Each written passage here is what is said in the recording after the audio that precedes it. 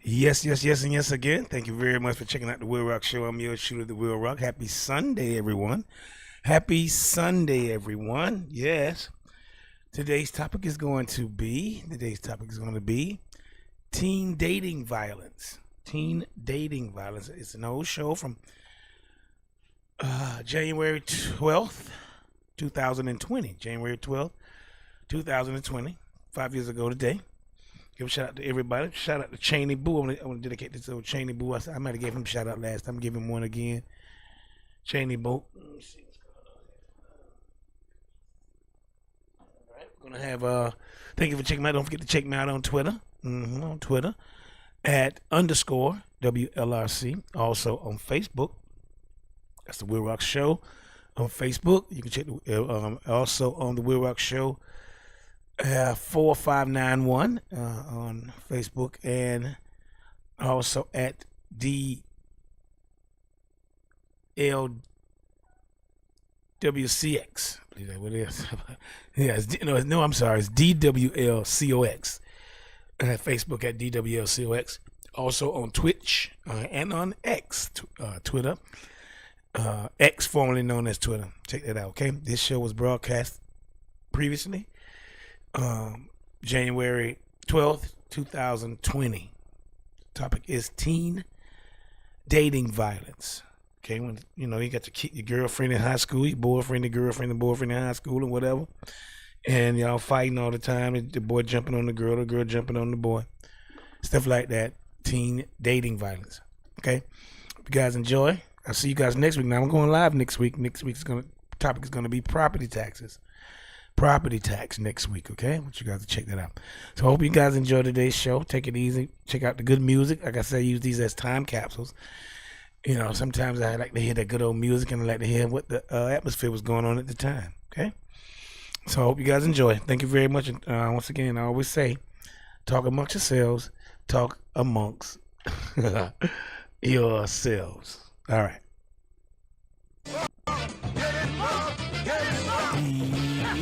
Yes. Oh, it is I, it is the WILROC, once again, children. Okay. All right. Thank you very much. Thank you very much for listening to the WILROC Show. I'm your show, the WILROC. Another episode of the WILROC Show is upon us now. Thank you for checking me out here today in January 2020. Yes, it is January the 12th, 2020. Thank you very much for checking out the old boy. I'm your truly the WILROC. Yours truly the WILROC. Today's topic is teen dating violence. Teen dating violence. If I sound kind of echoey, that's okay. I had to run for the border, so I had to go down to the dungeon, down to Neil Studios. The prestigious Neil Studios. Okay, so don't worry about it. I'm high. I had to come to the hideout spot so they wouldn't get me. I be running, boy.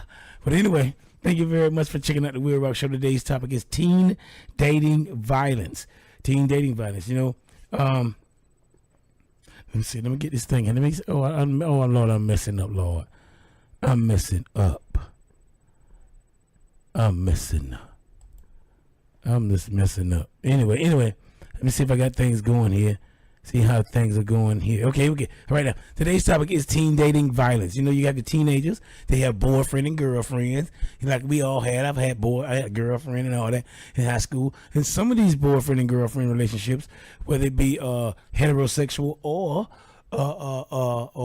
homosexual, which I hate so much, but whatever it is, they get into violence. They get slapped around. They get bullied. They get beat and stuff like that. And they get humiliated and all kind of stuff. So we're gonna go into a lot of that today. If you got teens, you have teens. They go to high school, junior high school, and now it's junior high school. Now almost in elementary school. Everybody's so hot and fast and ass, and everybody's so this and that. But thank you for checking out the WILROC Show once again. I'm your show, the WILROC. I'm here. You are there. We are everywhere. Good night, good morning, good afternoon, wherever you may be on this small planet of ours. All right, now.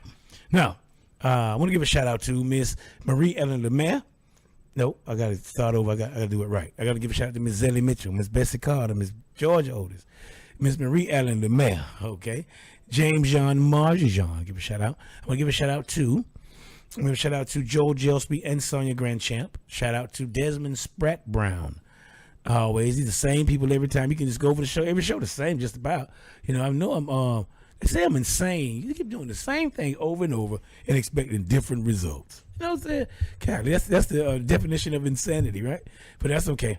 I'm gonna be insane until it gets right. All right. Now, I'm gonna give a shout out to Miss Celestine Shannon. Hello, Celestine. How you doing? A shout out to Jacqueline Graham. A shout out to who else? I would give Celestine Shannon, Jacqueline Graham. Oh, Sharon Lafayette and Sharon Lafayette and Shanti Paswad. Shout out to Junior. Hey, Junior. Shout out to G-Pow, Father Snake. What's happening, Father Snake? What's happening, G-Pow? How y'all doing out there? Shout out to Shelly Simone. Hey, Shelly Simone. Oh, a shout out to Pepper Sauce. Hey, Pepper Sauce. Pat Mack. Give you a shout out. What's up, Pat Mack? Sean Green, what's happening out there? Eddie Wilson. I want to tell you guys, don't forget now, February 1st, they're going to have Love's Ulterior Motive at Dream City, right there, 6387 or 6837 West Colonial Drive, right there, right in Pine Hills, right there by the Checkers, right over there. Go over there, check it out. They have tickets on sale, $25 for regular, $40 for VIP. That's very important, people. VIP. Yeah, VIP. And so, I know it's such a short notice, but it's a very brilliantly written play. I mean, you have intrigue, you have all kind of intrigue, comedy, violence. You have the whole genre, wisdom stuffs. You have all kind of stuff, the whole gambit. So come on in there and check it out. Very good play. Eddie Wilson's Love's Ulterior Motive, February 1st. And there's two shows. A 2 p.m. show, that's a matinee show, and a 7 p.m. show. So come on out, bring your girlfriend, boyfriend, your girlfriend, bring your mama, bring your auntie, bring your fine sister. Okay? Everybody. All right. Do that for me. Now, if you don't do it for yourselves, do it for the loved ones in your life. A great Valentine's gift, too. Yeah, you can get your Valentine's out early, too. Take your little lady to that. All right? Take your grandma to that. Somebody get their Valentine's out the way. You know, some people always, they get super Valentine. So Valentine them with that. All right, there you go. Now, today's topic is teen dating violence. Teen dating violence is the physical, sexual, or psychological, emotional abuse or violence within a dating relationship among adolescents. Now, intimate partner violence, which is called IPV, I might say IPV, which is intimate partner violence, has been a well examined and documented phenomenon in adults. However, there has not been nearly as much study on violence in adolescents during relationships, and it is therefore not as well understood. Simple, you got a little boyfriend. He jumping on her, knocking her out, slapping her because he ain't doing what it says. She cheating. They don't understand. They might have watched their parents do it. Or you got a girl that's jumping on the boy, slapping him, and this stuff like that. So you got to be careful. We're going to get into a lot of that stuff. You're going to be some shocking stuff coming too. Now, the research has mainly focused on Caucasian youth, white folk them, and there are not yet no studies which focus specifically on intimate partner violence in adolescents, same-sex romantic relationships neither.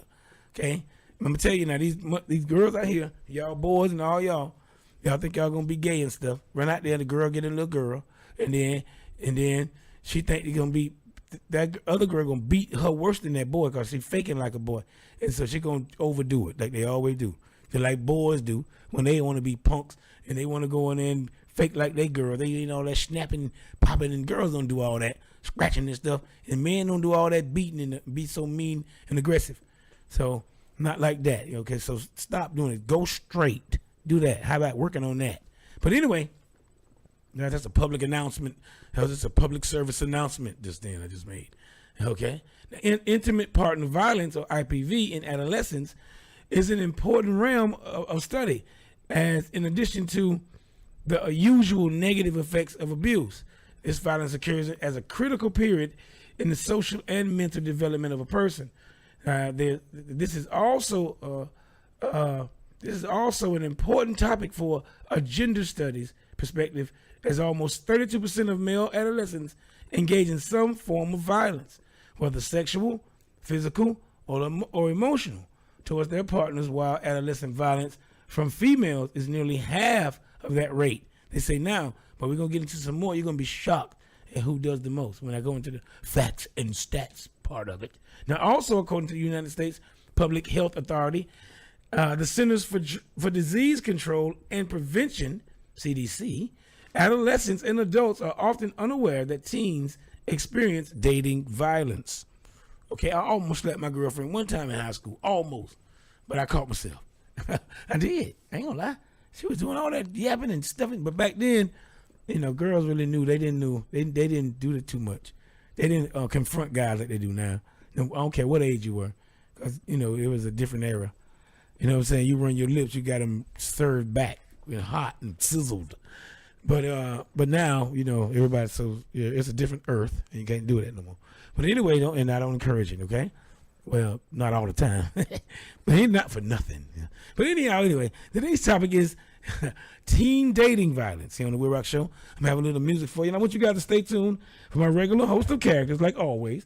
On this day with Miss Sheree is going to be here. KT's Awakenings. Yes, I'm going to have Joe Gold as well. I'm going to have some, and Hollywood Swinging. We got Hollywood Swinging in here, and we're going to have her in here. She's going to give her input on teen dating violence. I'm going to ask her about some of that stuff, and I want you guys to stay tuned here, okay? I'll be back. I'm going to play a little music for you. Yes, I am. I'm going to play some music for you, and I'll be back directly, okay? Talk amongst yourselves, people. Talk amongst yourselves. Oh! It's the, what is it? Second week of the new year, something like that. I got some. I got New Year's food. Oh, no more. No, I didn't want no llama chitlins. We don't eat llama I had some llama chitlins last month. I don't want no llama chitlins. Llama chitterlings. Okay. Yeah, I gotta get my jawbone right, because I'm too nervous. Wait till I do some relief scats. When I get the relief scats, I'm gonna calm down. Okay, so I'm gonna have some llama chitlins and some stewed tomatoes. All right, and I'm gonna have that and some stink bug sherbet and some fried sea anemone. All right, I'm gonna have a little of that, and that probably make calm me down. Okay, I'm hungry. All right, I'll be back directly. Today's topic is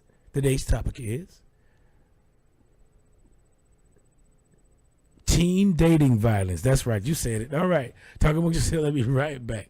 Okay? All righty then.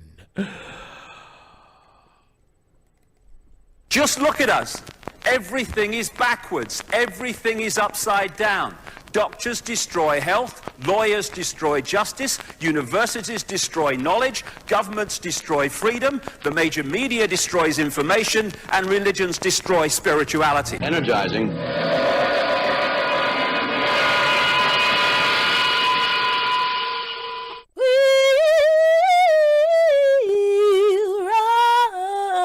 Show.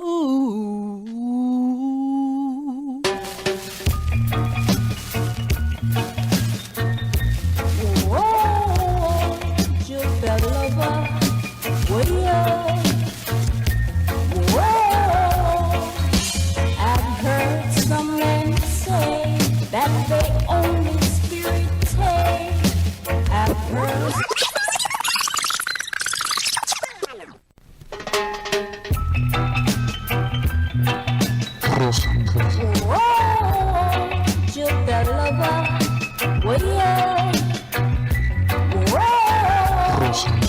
I've heard some men say that they only spirit take. I've heard some people say they won't fall in love again because they want to make love here and they want to make love here. But as far as I can see, they're just a joker to me. Tell you they're my joker, lover. They're my joker, lover. They're my joker, lover. Tell you they're my joker, lover.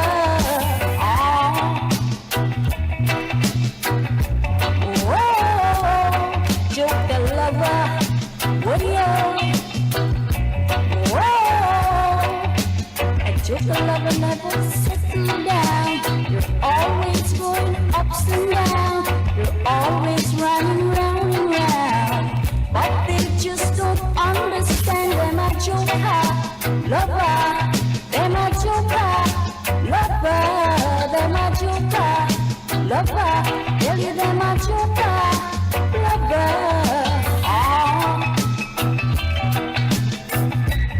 Whoa, joker lover. Whoa, whoa.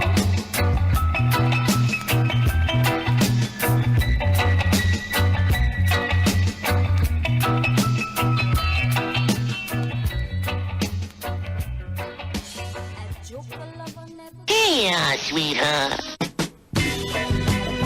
Ooh, baby, ooh, baby, ooh, baby, oh, baby, oh, baby, ooh, baby. I want you so, baby, can't even get mad at you. One thing you really swinging, I feel so good, it's true. You're such a good make my lungs start breathing in the air. Through loving you, I really know, child, just how much I care. Give me your love, give me your love, give me your love, give me your love, give me your love. Oh baby, give me such a team, all down along my side. They give me movement, gene, give love all through the night. I want to be a part of you, keep our thing uptight. Keep the faith in all we do, 'cause everything is alright. Give me your love, give me your love, give me your love, give me your love, give me your love. Oh baby, I need your love. Oh baby, I want your love. Oh baby, oh baby, oh baby, oh baby, I love you.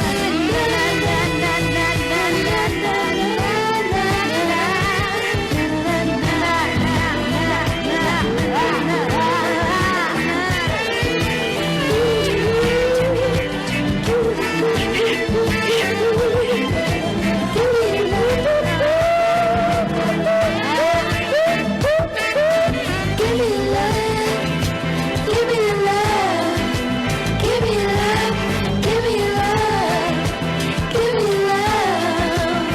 Oh child, live for tomorrow, do what you have to do. I share the weight whenever fate plans to bring to you. Don't worry about no attitude. I am shy, but I am willing. I am playing it too cool, no?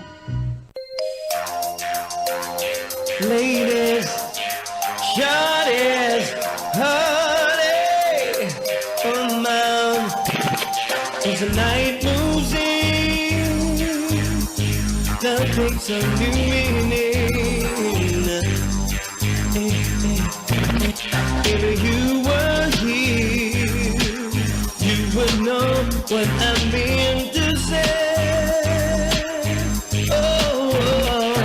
Circumstance leaves me only waiting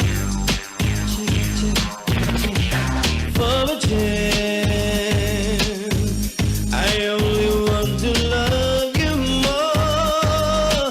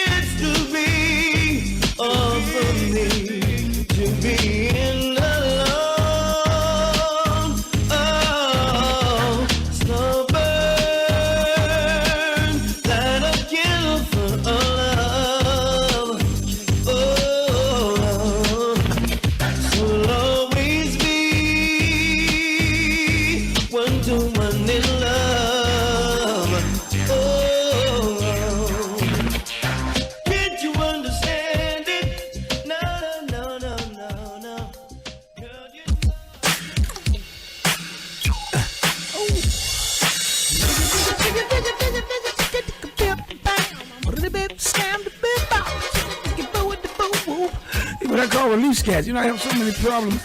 Y'all just don't understand. Boy, it's coming out left and right, front and back. You know what I'm saying? I got to duck, dive, so socialize. I got to clear my ears and open up my eyes. You know what I'm saying? It's just so terrible out there.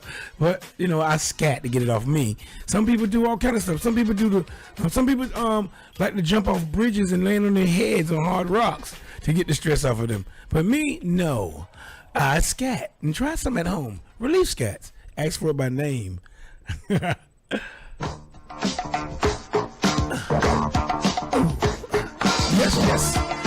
Yes again, baby. It's the WILROC Show. I'm yours truly, WILROC.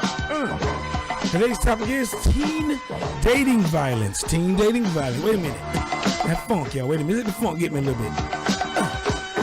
Good God. Yes. Come on. Okay, I have funk anxiety very bad. So I haven't been taking the medicine. I haven't taken my funk anxiety. I haven't taken my funk anxiety medicine, and God knows when. So when I hear funk music, it gets me. It turns me, it turns me to another animal. Sorry, y'all. Some people got ADHD. Some people got, autism. I have funk anxiety. Okay. Yeah. Okay. Anyway. Sorry about that, y'all. Sorry about that.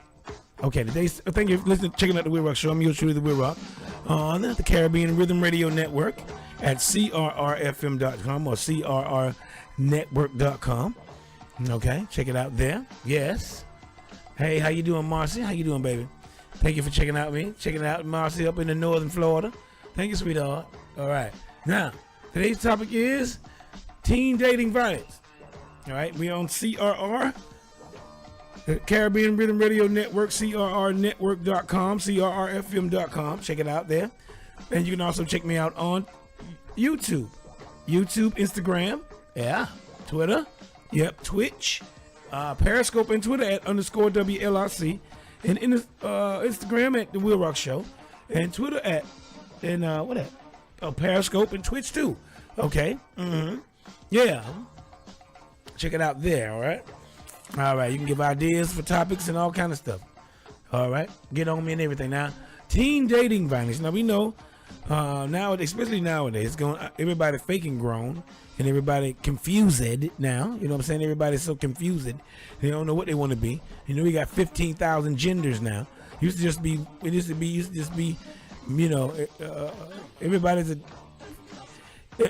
everything else.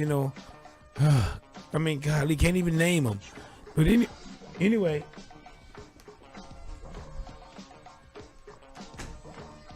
sorry. Anyway, I'm here in the Neil Studios right now, checking out. But anyway, I lost my thought. But anyhow, you have everybody's so sensitive, everybody's so confused now, and so now these teens are growing up a little more. I get softer and a little more crazy at the same time. Okay, they're softer because they can't take nothing, can't take opinion, can't take criticism, so they're soft in that way. And this is where they're easy to act out. Like you're easy to act out, fight, be more violent towards each other, especially in a relationship. They get their heart broke, they get ran over, girlfriend quit them, boyfriend quit them. They act soft, they jump off bridges, they kill themselves off every little thing now, and But then you have some that is violent towards their mates, their little girlfriend, their little boyfriend, slapping them up, scaring them up, booing them up, hoeing them up. Booing them up is a different word now, but hoeing them up, Okay? But anyway, I'm going to go over some gender differences in this topic, which is teen dating violence. Now, the literature on IPV, which is a intimate partner violence among adolescents, indicates that the rates are similar to the number of girls and boys in heterosexual relationships who report experiencing IPV, which is intimate partner violence. All right. Or that girls in heterosexual relationships are more likely than their male counterparts to report penetration IPV. All right. Now, unlike domestic violence in general, equal rates of IPV penetration is a unique characteristic with regard to adolescents dating violence. Okay, and that is, and that this is perhaps because the period of adolescence, a special development state, is accompanied by sexual characteristics that is distinctly different from the characteristics of adults. Legit, they're just finding out. Now, Weckerl and Wolf, okay, Weckerl and Wolf theorized that, and I quote, these in quotes, a mutually coercive and violent dynamic may form during adolescence. Okay, a time when males and females are more equal on a physical level, and that this physical equality allows girls to assert more power through physical violence than it is possible for an adult female attacked by a fully physical, mature man. Okay, it's different. Girls and boys are equal at one point in growing, and then the girls can, they can beat us up at one time. We the same strength at one time. So they girls tend to be more violent when it comes to teen dating violence in teenage times, But when they grow up, men get more strong. We get more stronger. Boys get stronger, and we just mature into stronger people, and they can't do it to us like that no more. Okay.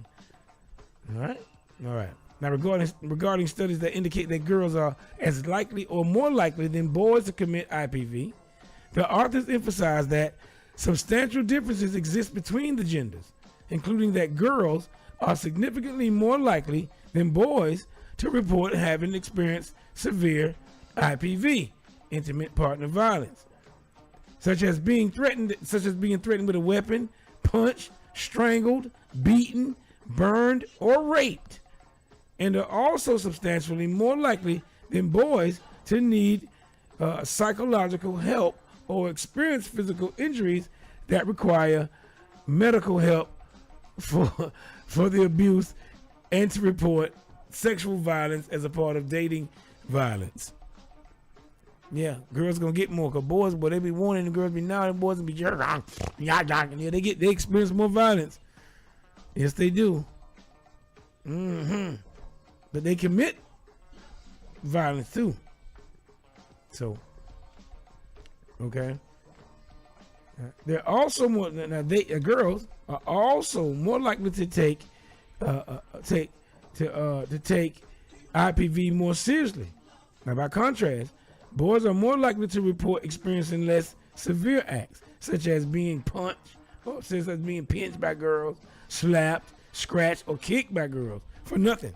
We're gonna use it. Oh, that girl kicked me. We ain't gonna tell them. We ain't gonna tell her. She kicked me. She liked me. That's all. She didn't care why she kicked me, because she liked me. She scratched my eyeball half out because she liked me. We ain't gonna tell her too much. But you like a girl too much, and because let me tell you something. When you're when you're young, when girls like you, and you don't you don't like them back, they'll beat you to death. They'll scratch you. They'll fight you. They'll make you like them. They'll be all in the way. If you don't like them, they'll beat you. And boys do the same thing. If you don't like them, they'll beat you too. But girls will beat you when you don't like them. For real. I know. I've had to fight off a wolf pack of girls when I was young. They like me. I ain't know about liking stuff. They was but they was trying to kill me. They jumped on me every day. Golly, I had problems. I know. I had a lot of doggone teen, not even dating, just teen beating up violence. I had to fight girls all the time. And boys too, because it's about them stinking girls. Boy, I just had to do a lot of fighting behind that, boy. I got into a lot of teen violence. For real. My Jesus. But anyway. Okay. Now, girls are more likely to report committing less serious forms of IPV, including as a means of self-defense. I kicked him because he was bothering me too much. Whereas boys are more likely to report committing more severe acts of IPV, including threats, physical violence, and controlling a partner. Come here, get your ooh. Now, okay. The girls are more likely to engage in IPV as a result of self-defense is reported is supported by findings that previous victimization is a stronger predictor of perpetration in females than in males. Other research indicates that boys who have been abused in childhood by a family member are more prone to IPV perpetrations. They beat you faster when they've been getting beat. I mean, kids are not bad. They only imitate their atmosphere. So if you got somebody in there beating, then they gonna probably come out beating. Okay. All righty. Oh, like I said. Yeah. Now, while girls who have been abused in childhood by family members are prone to lack empathy and self-efficacy, but the risk for the likelihood of IPV perpetration and victimization among adolescents vary and are not well understood. Okay, so we'll be back with some more. We're gonna come back with some controversies and arguments. Yeah, and don't forget now. I'm gonna go over some more this time. I'm gonna go over some controversies and arguments. I'm gonna go over some nature versus nurture, and what are the U.S. stats? The U.S. stats on how do we handle teen dating violence in the United States? What about some legislation on this topic? How to talk to your kids about this? And I have a lot of facts and stats. And what does suicide has to do with teen dating violence? Huh? We're going to enter that a little bit, okay? All right, I'm right here in the famous Neil Studios. We're in the famous Neil Studios right down in the dungeon. Don't worry about it. That's right. This is I'm in exile right now. Don't worry about it. I'll be out directly, all right? So talk amongst yourselves. I'll be right back. It's the WILROC Show on CRRnetwork.com, at the Caribbean Rhythm Radio Network, and on YouTube and on Twitter, Twitch, and all that stuff there, and Instagram. All right, so I see directly. Play a little music. I'm going to come back with some controversies and arguments about this teen dating violence, all right, or this intimate partner violence. All right, I'll be right back, y'all. Talking about yourself, I might have some octopus gizzards. I'm having chitlins today. I'm having octopus chitlins. Yeah, I'm having some octopus chitlins with some hot sauce and rice like you eat other chitlins. Talk amongst yourselves.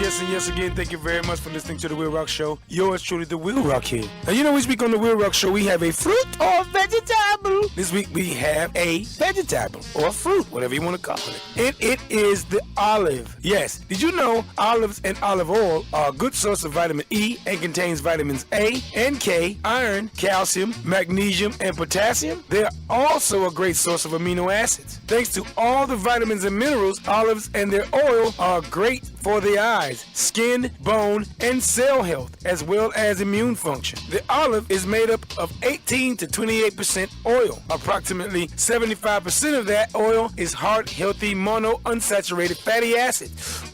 Olive oil facilitates overall digestion and absorption of nutrients, including crucial fat-soluble vitamins.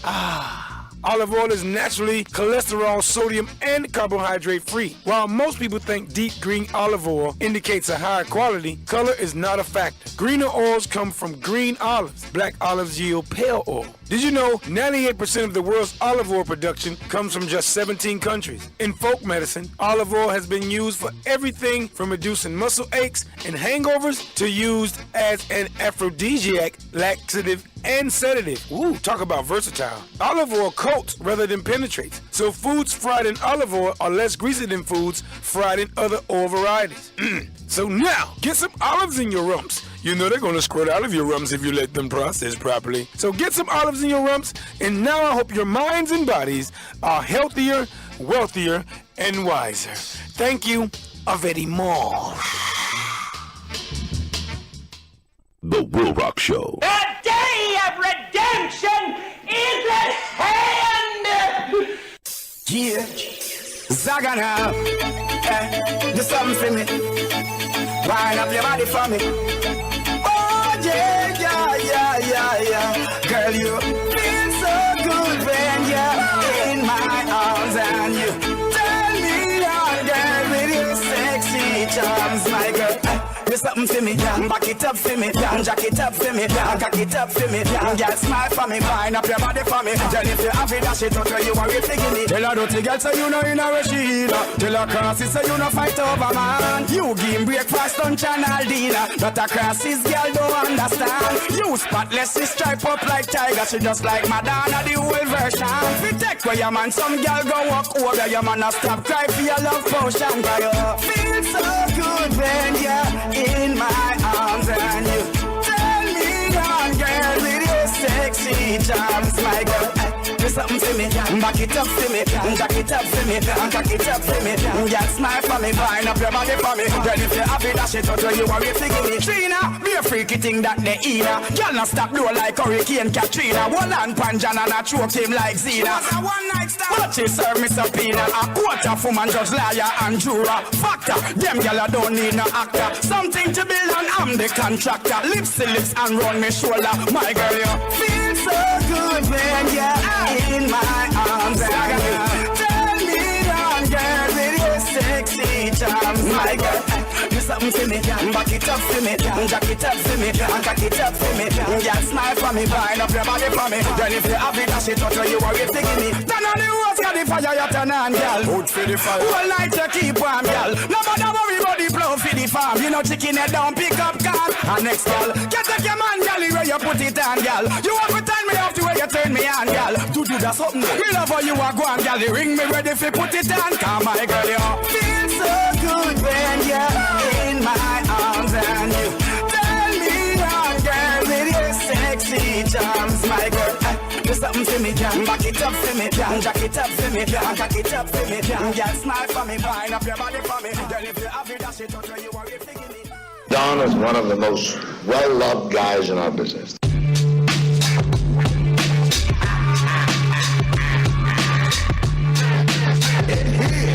With the lords of the underground, straight from Jersey, kicking up the mad flavor from the underground.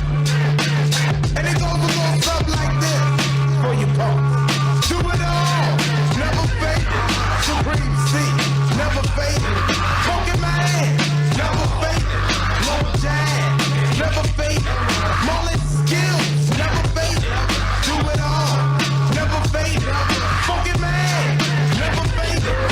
So check out the styles in the in this corner we got the brother with the rays in his hair. The real nigga with the ill grim reaper spear. 5 feet 8 inches, 210 pounds, kinda chucking. The brass monkey junkin', Mr. Funky. I'm tired of all these rap rappers always into something. You need to mind your business, ain't nobody ask you nothing. See, I'm not getting ready by another man's greed. Don't take me for a joke, cause I'm not scared to breathe. I heard you say to Mr. Funky, don't dish your ass. Let your boys gas you up and I'll miss your ass. You just can't cut your cut and give a down what they want. Niggas on the back, my show like this the first of the month. I got everything locked down in the 7-up, tripping everything from Japan to America. Used to be the back of the got it going on and I'm out. Cause I'm too sexy for this song. Mullet skills, never faded. Supreme C, never faded. Funky man, never faded. No jazz, never faded. Mullet skills, never faded. Breathe the back, never faded. Do it all, never faded. So check out the style DPA. Well, you're lying, boy, doesn't fade it off the mark, but not off an MC, cause none of them can touch me. I squeeze my thing with the swings of the king, and sometimes I'm the verse that I usually sing. Like I'm that brother, straight from the under. My name is Do It All, but you can't be my lover.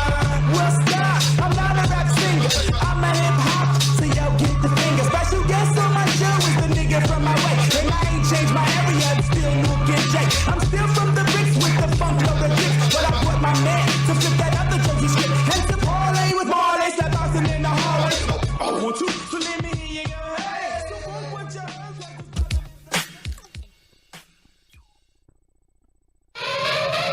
The WILROC Show is on.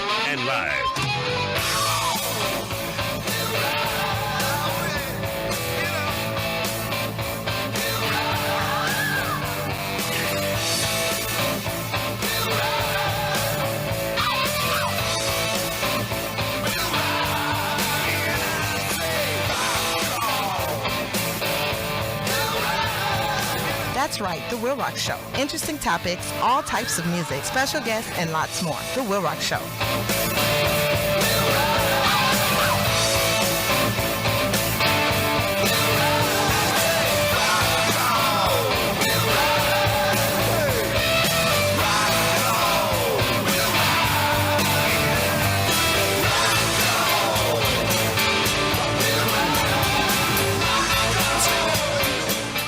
The WILROC Show. I remember when I was going to get my driver's license renewed for the first time. I really couldn't see very much without glasses. I didn't have any glasses with me. They had you go to one of these machines you look in and see like what letter it is and etc. I couldn't see any of it. I was one of the few white people there, and the guy behind the desk was this older white guy, and he just said, "Oh, don't worry about it. Go ahead."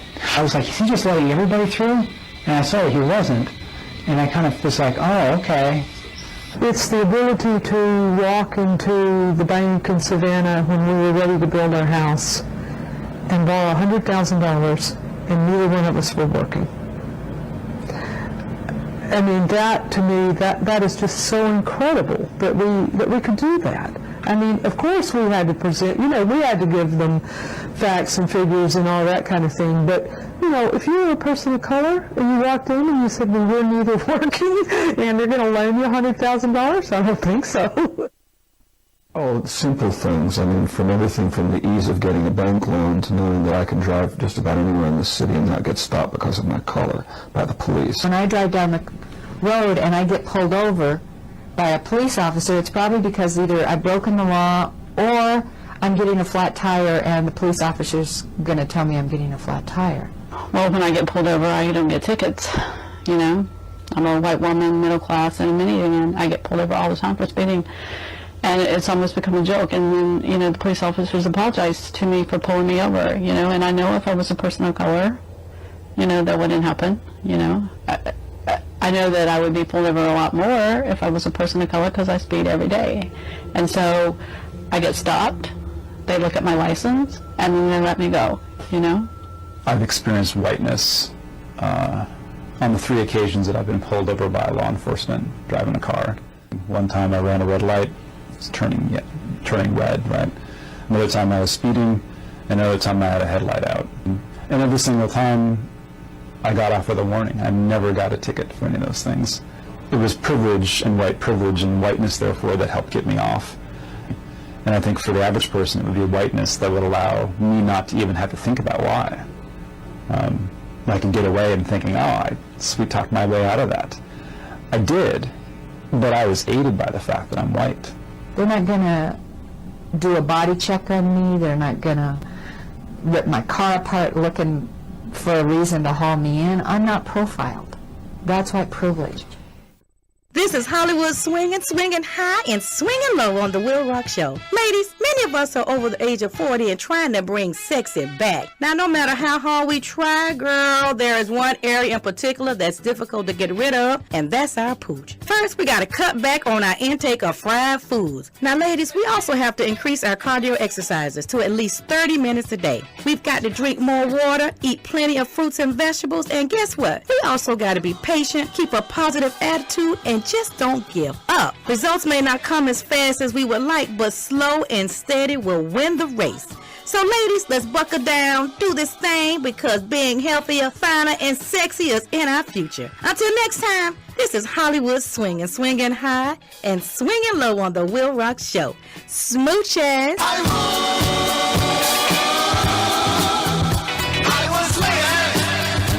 The WILROC Show. You're 8 miles from your nearest neighbor. You're the one with skunks, possums, coyotes, bobcats. You use kerosene lamps for light. You cook on a wood stove, summer and winter. You're drinking homemade moonshine, washing with homemade lye soap. And your bathroom is 50 feet from the house. Man, be a dang fool, Lee Wallace.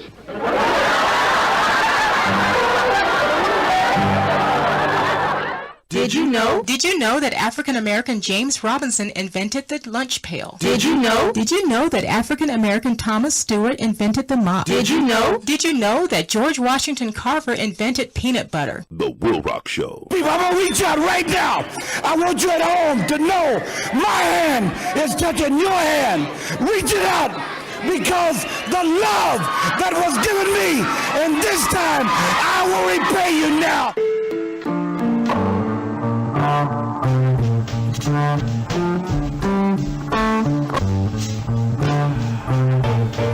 Yes again, baby. It's the WILROC Show. Yes, to the WILROC, huh? Yes. And today's topic is teen dating violence.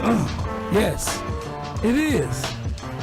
You got teenagers. You were a teenager once. Have you experienced teenage dating violence? You know, did your girlfriend or boyfriend abuse you while you were a teen, going out with them? You know, slap you around a bit, intimidated you, did all kind of stuff to you. You know what I'm saying? Yeah. I'm gonna go over some controversies and arguments about this topic, which is teen dating violence here on the WILROC Show. I'm yours truly, the WILROC. Yeah, Caribbean Rhythm Radio Network at crrnetwork.com. Yeah, I'm on Instagram too now. Yeah, for real. And I'm on YouTube, so check it out, please. And I'm on Facebook, the WILROC Show. Donald Wilcox. I think Donald Wilcox is acting up, but the Facebook, the WILROC Show on Facebook might be jumping in there. Okay, yeah, check it out. Okay, today's topic is teen dating violence. Now there's a common misconception that aggression is stable over time. That aggression gets kind of stable over time. Now that is, the young people who are labeled as or considered to be violent and aggressive at any point in time are then assumed to be dangerous for the rest of their lives. Now, people do change, you know. People change. You don't just. Some people don't, but a lot of people do. Most people change. You know, you might be one way when you're younger. You grow up. Some people do grow up. You know. So now this is a contentious issue because there's a desire to protect both parties involved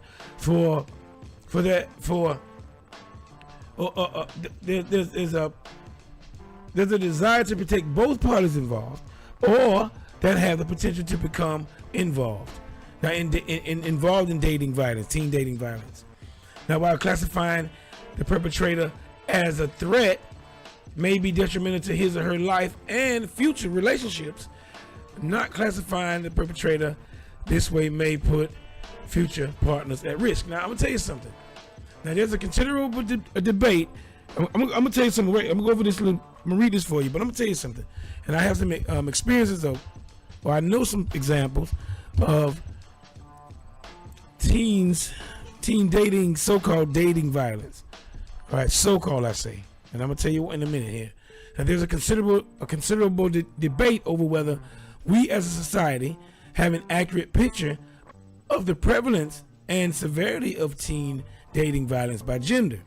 It is important to note that although male and female adolescents do differ in overall frequency of violence in dating relationships, females are subject to significantly higher levels of severe violence. This fact begs the question of whether abuse should be evaluated based on severity and how that can and should be measured, or if all abuse should be considered equally harmful. What about the age of consent? Now, this is where I'm going to get into something here. The age of consent is an issue that cannot be ignored in the discussion of teenage dating violence. It can't, because I'm going to tell you, I was a teenager once, and I'm quite sure you guys were. Okay, you know, and we were teenagers, they were having sex. Teenagers was having sex. Back then, they were having sex with teachers. They were having sex with you know, and were having sex with teenagers. You know, they was 15, 14, 15, 16. You know, in high school, they were doing it, and that's just what it was. You don't get mad at what's happening. It's happening now, but it's too much. It's a lot of gay stuff going on now. It ain't so much hetero as it was back then. It was hetero maximus. The world has changed, y'all, for real. But anyway. Okay. But the age of consent is an issue that cannot be ignored in the discussion of teenage dating violence. Now, teenage sex is regulated in such a way that age of consent laws render teenagers below a certain age incapable of consent to sexual activities with adults, and sometimes with peers. Now, in some cases, the adult may be just a few months older than the minor. For example, you may have a guy, 19, messing with a girl, 17, or a guy, 18, messing with a girl, 17 or 16. Okay? They're in the same age group. Or you have two 15-year-olds dating, or two 15 or 16-year-old dating, and they have sex. If they get caught, then the boy, most likely, the male, is going to get charged with a molestation charge. Okay, which is so unfair. You know, they should just leave that alone, or let them just do their thing and beat them for, lock them in no sex zones or something. But it's gonna happen.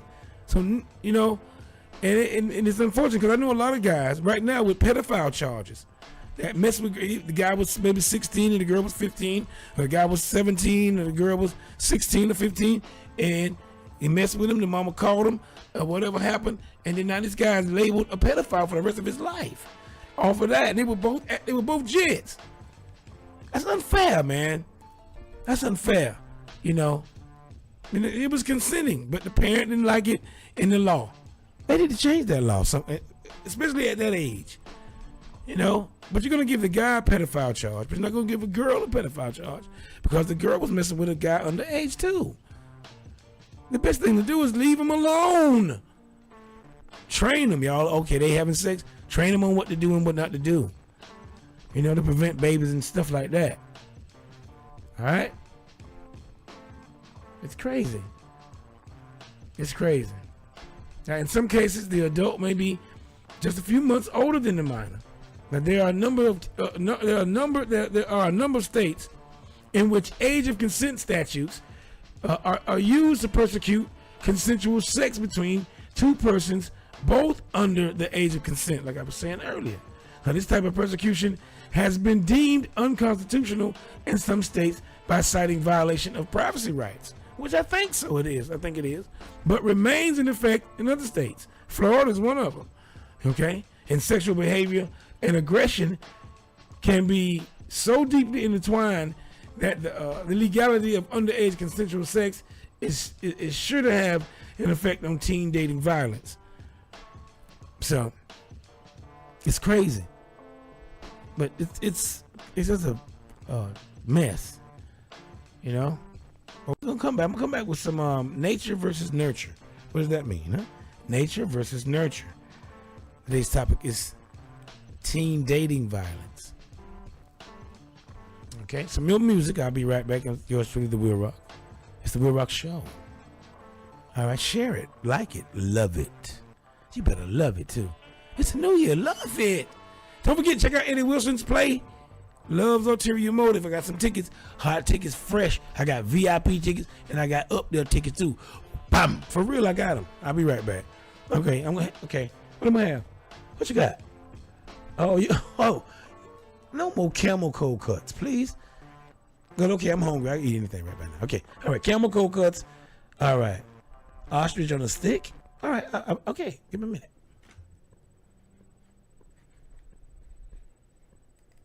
The WILROC Show is on. And you know he's crazy as cat. Lying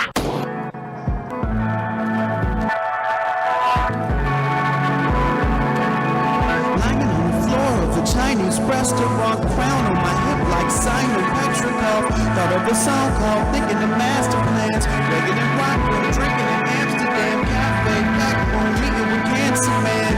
Into different project like astronaut. The first scene in the film for me is I wrote a brand new story that starts from man. Some help with the financing. I ain't got nobody to pitch it to.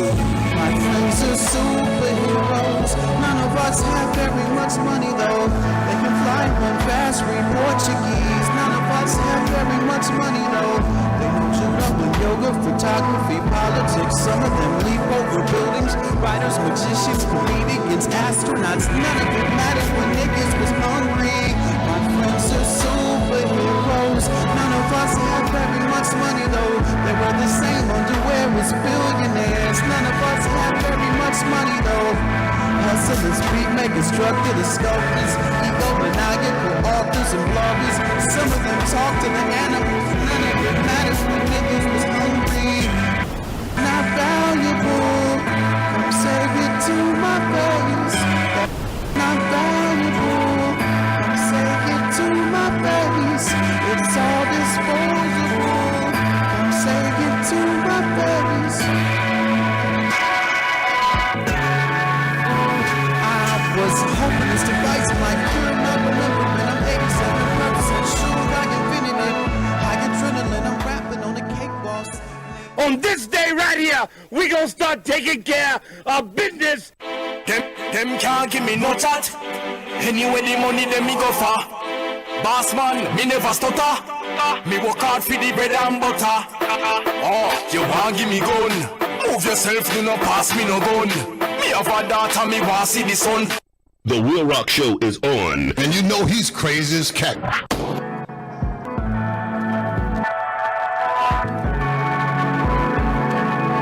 Lying on the floor of a Chinese restaurant, crown on my hip like Simon Petrikov. Thought of a song called Thinking the Master Plans. Reagan and Rockwell, drinking in Amsterdam cafe. Back home, meeting with Cancer Man. Into different project like astronaut. The first scene in the film for me is a brand new story that starts for man. Need some help with the financing. I ain't got nobody to pitch it to. My friends are superheroes. None of us have very much money though. They can fly, run fast, read Portuguese. None of us have very much money though. They know judo and yoga, photography, politics. Some of them leap over buildings. Writers, magicians, comedians, astronauts. None of it matters when niggas was hungry. My friends are superheroes. None of us have very much money though. They wear the same underwear as billionaires. None of us have very much money though. Hustlers, beat makers, drug dealers, sculptors, egomaniacal authors and bloggers. Some of them talk to the animals. None of it matters when niggas was hungry. Not valuable. Come say it to my face. Not valuable. Come say it to my face. It's all disposable. Come say it to my face. I was hoping this device might cure my remembrance. I'm 87% sure I invented it. High adrenaline, I'm rapping on the cake boss. On this day right here, we gonna start taking care of business. Them can't give me no chat. Anyway, the money them me go for. Boss man, me never stutter. Me work hard for the bread and butter. Oh, you want give me gun?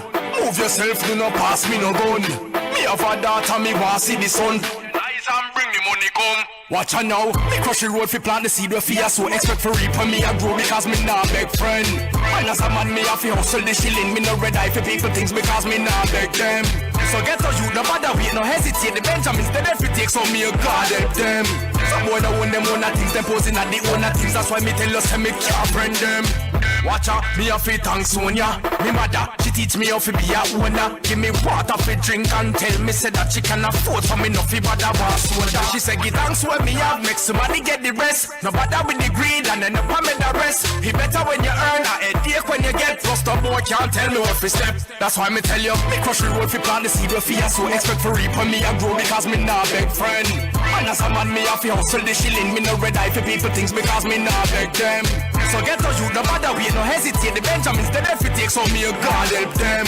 Some boy don't own them own things, them posing at the owner things. That's why me tell you, say me nah friend them. Them no see me a beg. Them feel say me rich like that. But true say me know what me know and me know how me grow. Them can't stitch my back. Watch I know from me eye down my leg. Me hear but me no take charge. Mama tell me say she no fear catch me a beg or else me a get couple bucks. That's why me tell her say me crush the road fi plant the seed fi a so expect for reap when me a grow because me nah beg friend. And as a man me a fi hustle the shilling. Me no red eye for people things because me nah beg them. So get to you, no bother wait, no hesitate. The Benjamins they never take so me a god help them. Some boy no own them own things, them posing at the owner things. That's why me tell you say me can't friend them. Watch out, me a fi thanks Sonia. Me mother, she teach me how fi be a owner. Give me water fi drink and tell me say that she can afford for me no fi bother want soda. She say give thanks when me have, make somebody get the rest. No bother with the greed and then up me the rest. He better when you earn a headache when you get. Plus the boy can't tell me what fi step. That's why me tell you, me crush the road fi plant the seed fi a so expect for reap when me a grow because me nah beg friend. He sees everything. He knows everything we do. Live from the shores of the east, with the rich beast travel to feast. Old money that pays off police. Martha Moxley, rest in peace. Live from the shores of the east, with the rich beast travel to feast. Old money that pays off police. Martha Moxley, rest in peace. I never sweat the competition, I'm accomplishing more. Like a gun connoisseur in a communist war. Indestructible, ambush as hard as the iron curtain. Find a virgin, I'm inserting shit inside her like a surgeon. You're a serpent, I can see you slithering. Like you from Slytherin, like your body on fire. Piss on you, I hate you sizzling. Here's one for the sinners, hold up your middle fingers. For all them strippers getting older and bitter. For all them single mothers that cannot afford their babysitters. So they copping liquor, then call me the comfort and get the picture, life isn't always a happy ending. I'm cool with being positive, but not cool with pretending. Cause way back in the day when it was still Harvard hockey, around the time when Michael Staple murdered Martha Moxley, my father met my mommy and the rest was kinda foggy. But he shot me in a womb and then I grew into a body. The only son of Rodney, my legacy is godly. The demigod's posse, the opposite of Gandhi. The East Coast rapist, Honky Kong, Master Mason, masturbation of the greatest rappers at a bash your face in. Live from the shores of the east, with the rich beast travel to feast. Old money that pays off police. Martha Moxley, rest in peace. Live from the shores of the east, with the rich beast travel to feast. Old money that pays off police. Martha Moxley, rest in peace.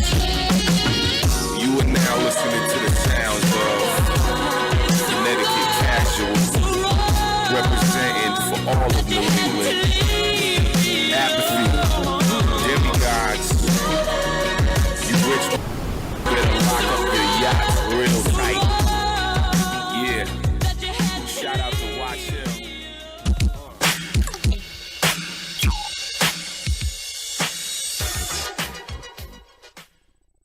Come one, come all. Check out The Will Rock Show, Sunday 6 to 9 p.m. on Facebook Live, The Will Rock Show, and on Twitter @_WLRC. Streaming online at crrradio.com and also on Twitch, on YouTube, Instagram, Periscope @_WLRC.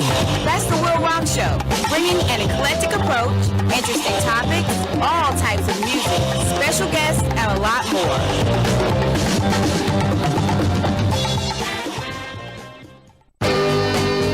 The Will Rock Show is on.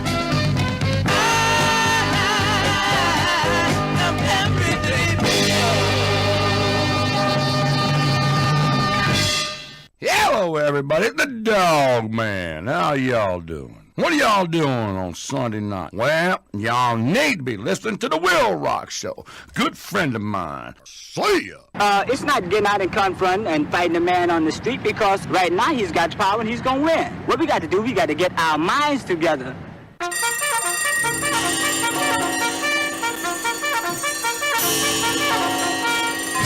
Today's word, the fame psychosis.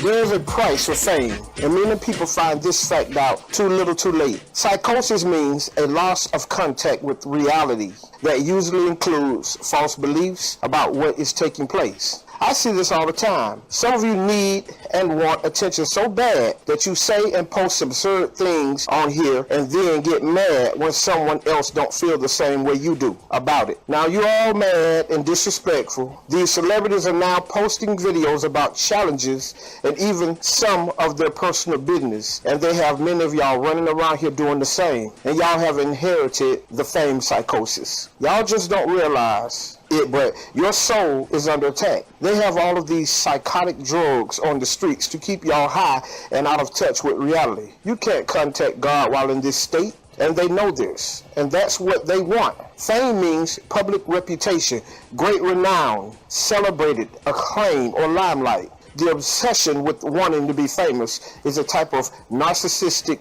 personality disorder with a very strong spirit of pride. Pride is the very spirit that caused Lucifer's fall. Ezekiel 28:17. You thought that you were so handsome that it made you in your heart proud. You thought that you were so glorious that it spoiled your wisdom. Lady Gaga said in her song, "If only fame had an IV, I live for the applause."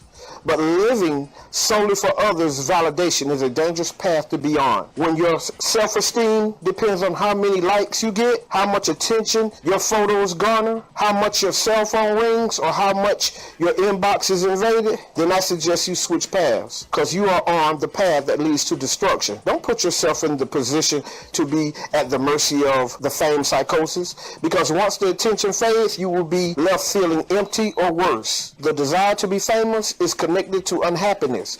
Most of these famous people die sad, broken, lonely lives because they stacked up their treasures on earth instead of in heaven. If you are following that path, get off of it. It leads to hell and nowhere. God has spoken to our spirit and warned us about this in the Bible. Let the church say amen. Be blessed beyond measure.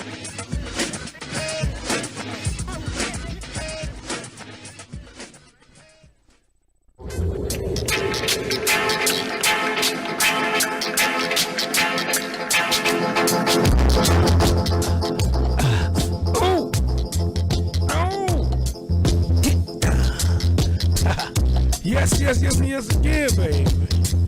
Oh, one more time.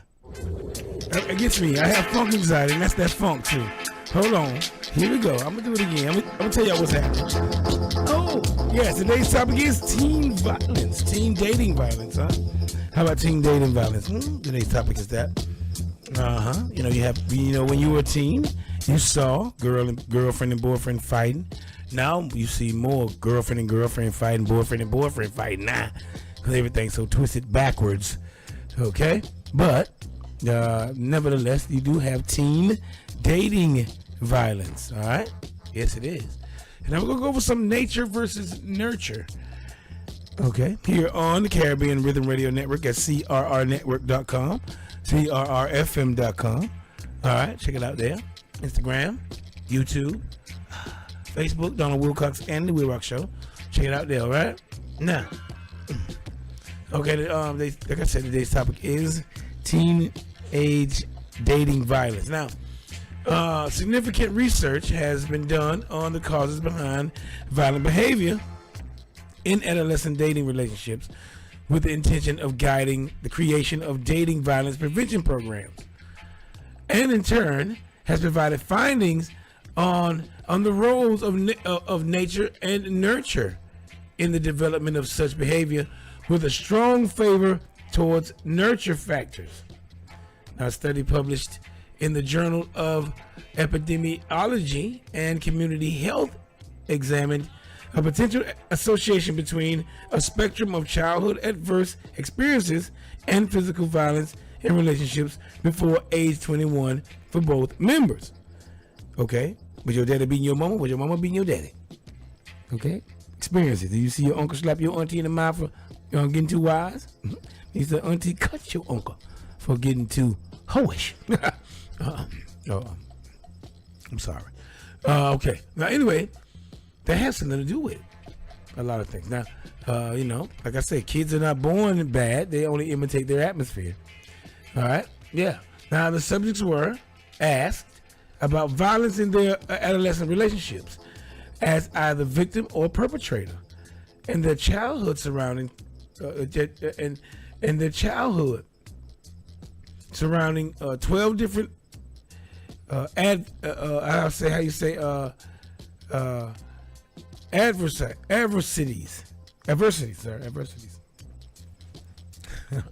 I need to get off that medicine, boy. I tell you the truth.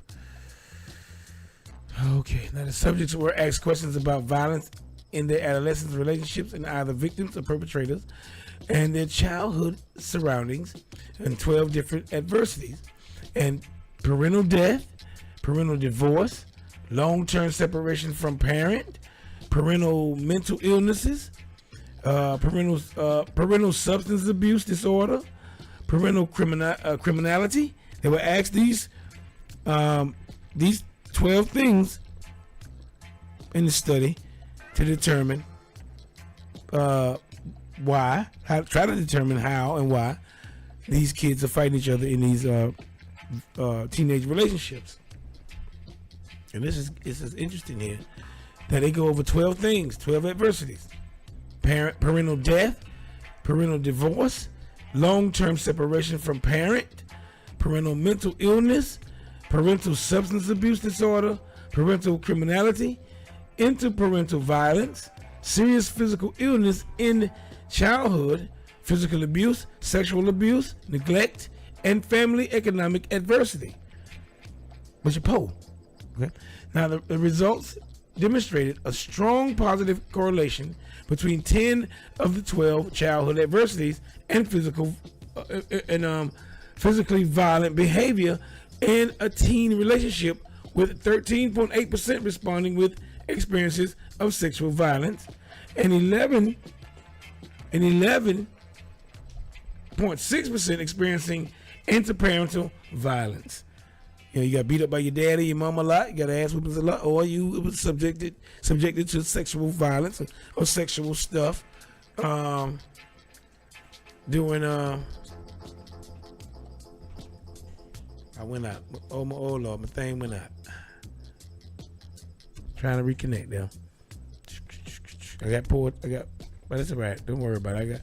I'm gonna re-record it and everything. It's being recorded, so I'm gonna rebroadcast this now. Anyway, on Facebook, if it's going out on your Facebook, don't worry about it. It'll be back directly. Okay. All right. I'm just going over some alerts here. I got some alerts going on here. But I'm recording it right now. But anyway, it might be in a place where they sucking up a lot of bandwidth. Okay, but anyhow, this point, what I was going over was before I interrupted myself. The results demonstrated a strong positive correlation between 10 of the 12 childhood adversities and physically violent behavior in the teen relationship, with 13.8% responding with experiences of sexual violence and 11.6% experiencing interparental violence. Now, this points to a strong influence of experience or nature on violent tendencies in adolescent relationships. Now, multiple other studies corroborate these findings, citing childhood bullying, assault, and maltreatment as significant indicators for future violence in adolescent dating. That's stress, boy. Though there has been little explicit study of the relationship between nature and teen dating violence. There has been proven correlation between testosterone levels and violent tendencies that can come to fruition in adolescent dating relationships. Overall, because children are exposed to relationships early in their life through their parents and being so malleable at a young age, most evidence points to an adverse experience or experiences in childhood as fodder for such behavior in adolescence. Watching what's going on in the household tends to promote more. You see a lot of ass whoopings going on in there from your dad to your mama, something like that, then most likely Well, not most likely, but there is a good chance. I gotta say like that. Or if your child starts whipping ass in his house, he saw it most likely, or she saw it. So, that's where it comes from. Right there. Kids are not bad from the beginning. They only imitate their atmosphere, and some of them get it from that, and some of them just crazy as hell and still whoop your ass when they go with you. All right, now, okay, I'm gonna stop being silly. All right, let me come back. I'm gonna go play some music. All right, prevalence. I'm gonna go over some. What about the United States stats? Okay, teen dating violence in the United States. We're gonna go with some facts and stats here in our country and see how that goes here. All right. Talking amongst yourself, the WILROC Show. I'm yours truly, the WILROC. I'll be back directly. Okay. I'm gonna have some I don't know, ostrich fondue, something like that. I don't know. Probably some ostrich fondue and grapes. Ostrich fondue, ostrich and dipping in chocolate. It tastes weird, but somehow it's kind of good though. It's like sweet and tangy, something like that. All right, I'll talk to you. I'll be right back. I'm gonna stop being silly. Today's topic is teen dating violence. Some music. I'll be back. Hollywood will be here with us. Okay, on this day, Miss Sheree will be here directly. Talk amongst yourselves.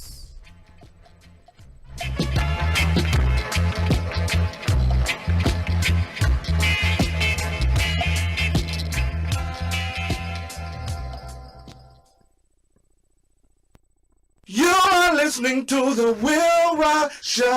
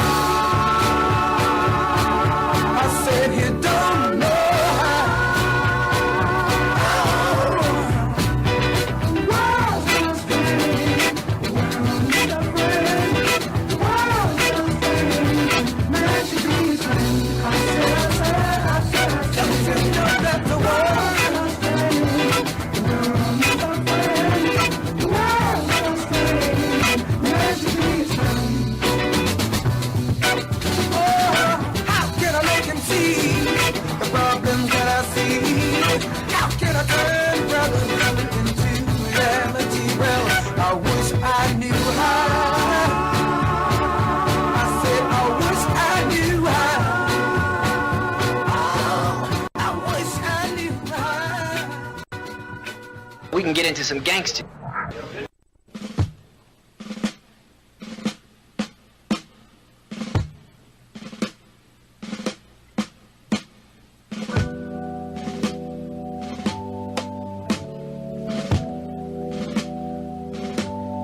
Can't you see the soldiers?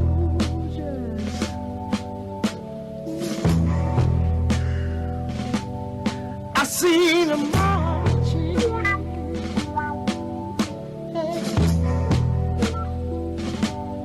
Whole lot of soldiers.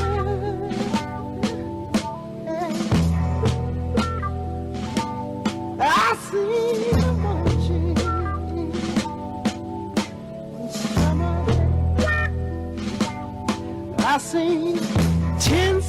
soldiers, I hear them coming.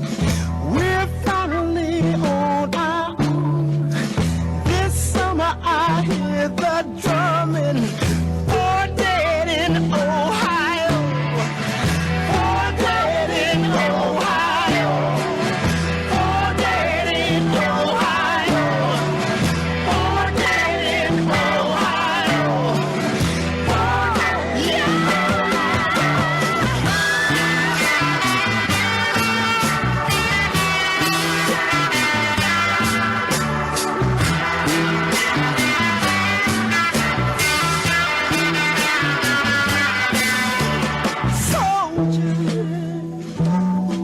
I hear the marching. Soldier, I hear the marching.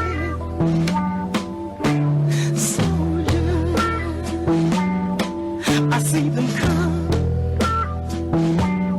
I see 10 soldiers with guns. They are coming. We're finally on our own. This summer I hear the drumming. For dead in Ohio. I get down to it. Soldiers are cutting us down, y'all. Should have been done long ago. What if you knew that dead on the ground? How could you run when you know? When you know? How could you run when you know? How could you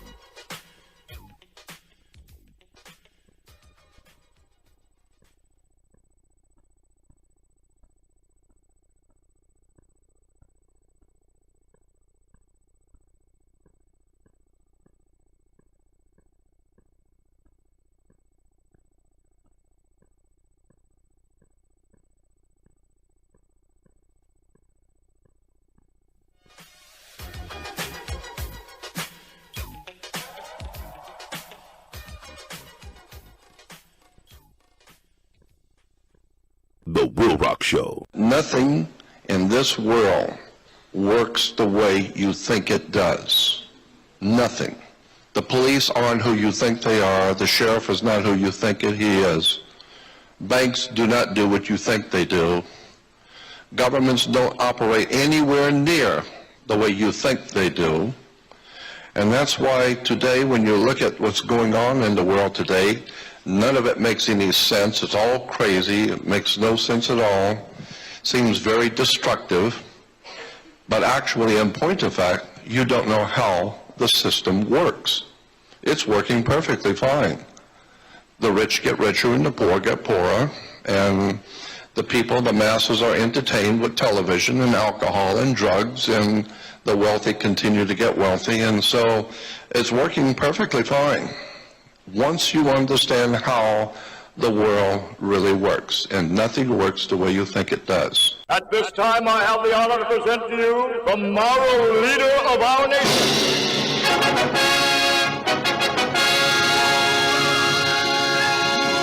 Here to tell you something that's informative, that can help you, can motivate you, and can elevate you even in the walks of your life. Sing it, Joe. I ain't hang.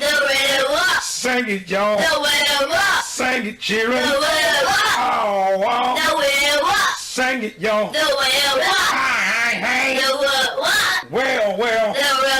Sing it, Joe. Oh, sing it. The WILROC Show.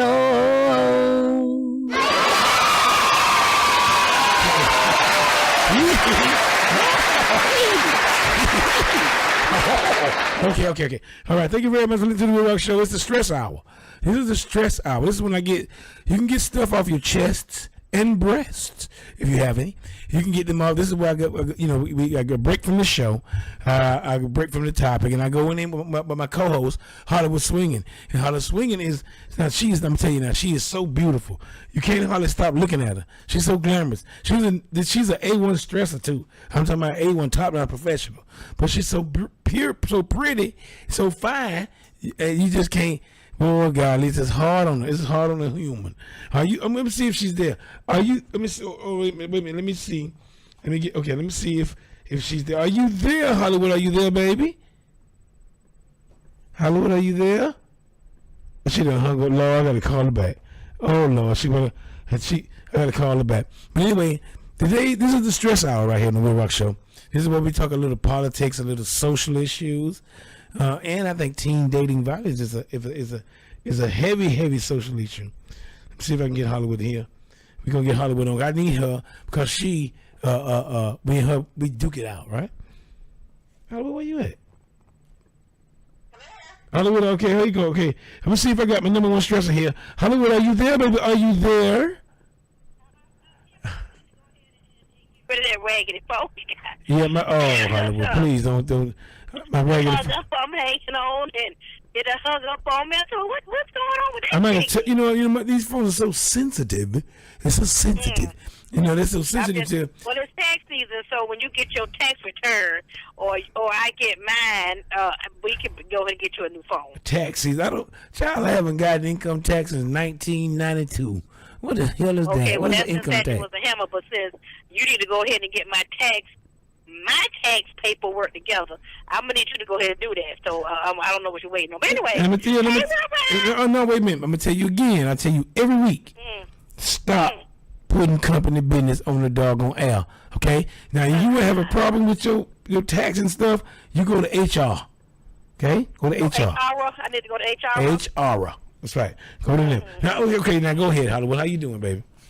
Hey, we're right.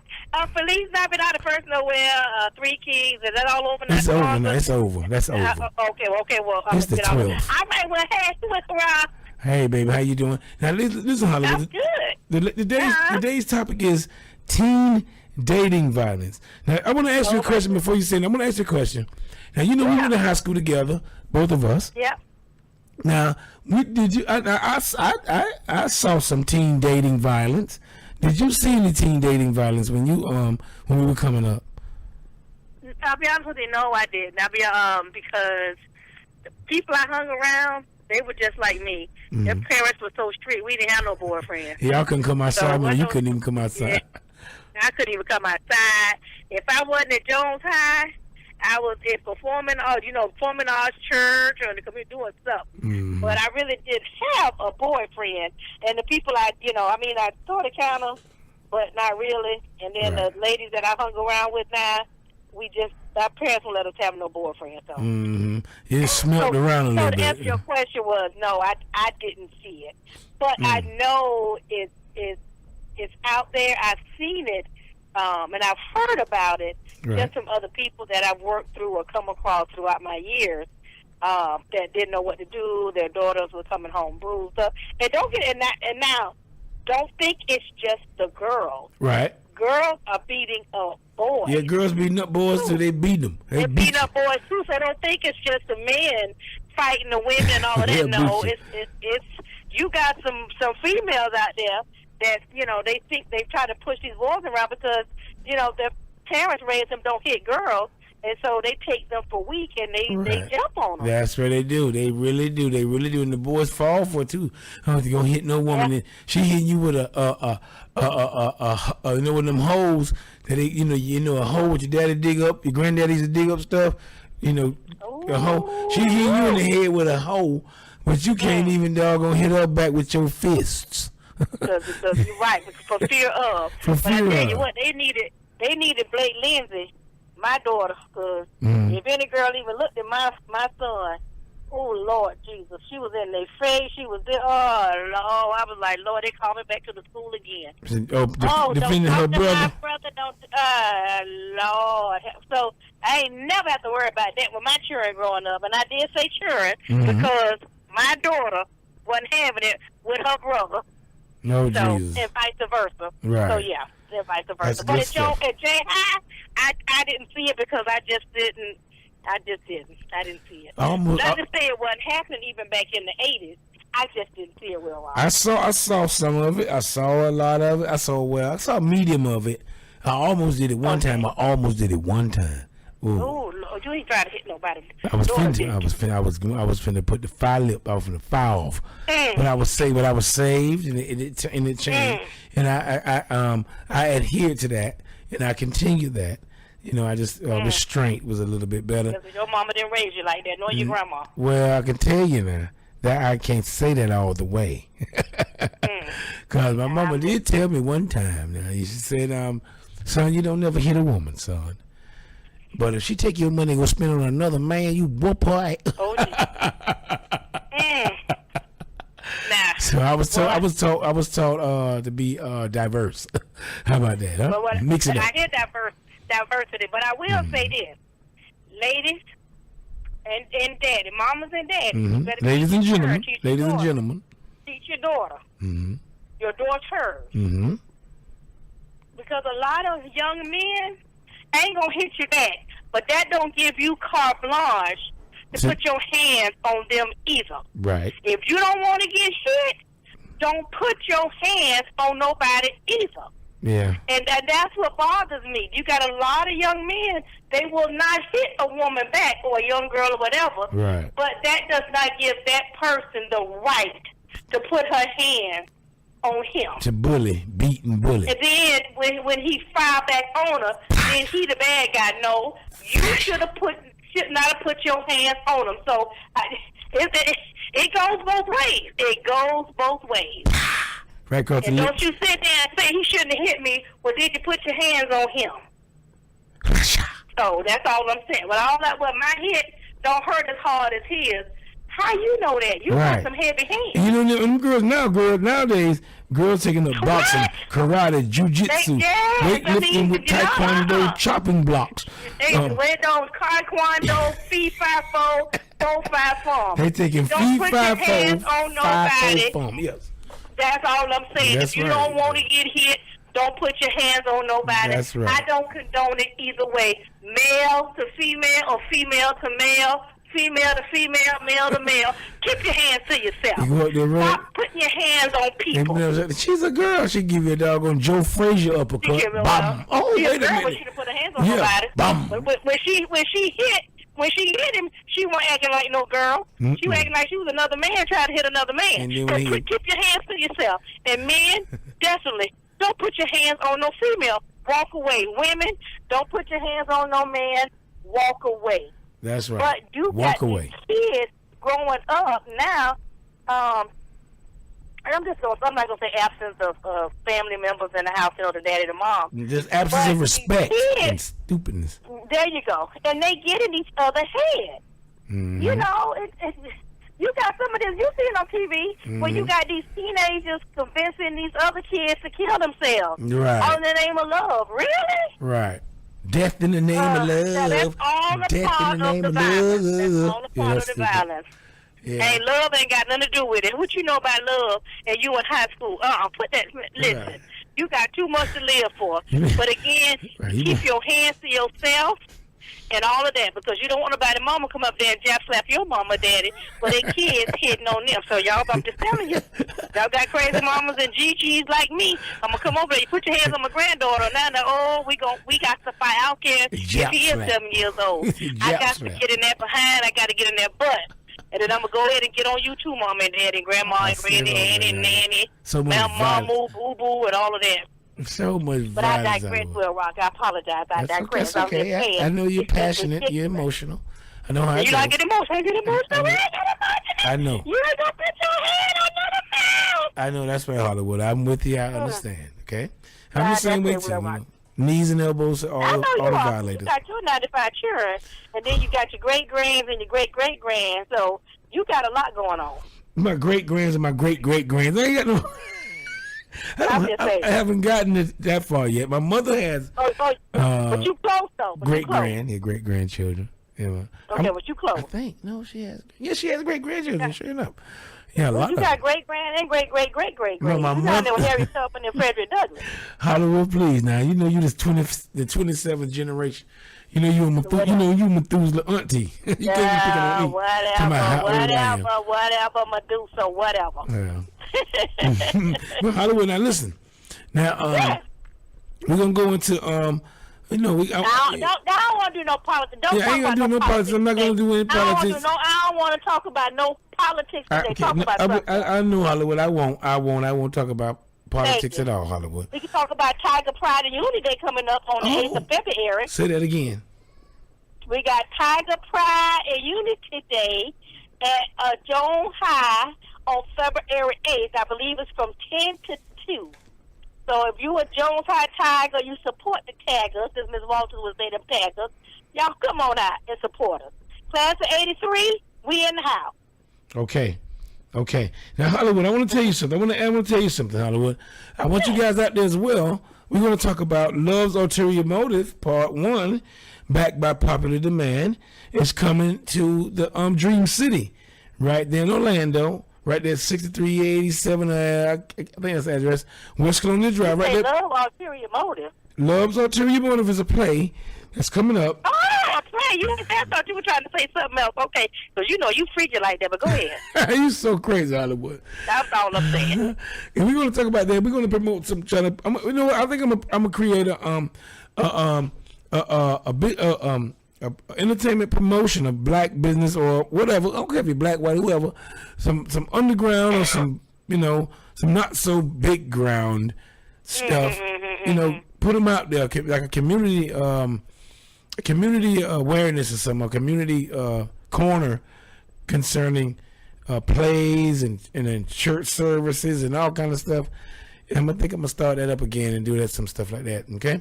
You say you going to church? No, I didn't say I was going to church. I said you said you going to church? No. Oh, that is a God. Oh, hallelujah. He's coming, Hyundai. Yeah. Cup of tea. WILROC going to church. Oh, Jesus. Yeah, should have put a T-shirt on. Yeah, should have. Yeah, should have had an undershirt.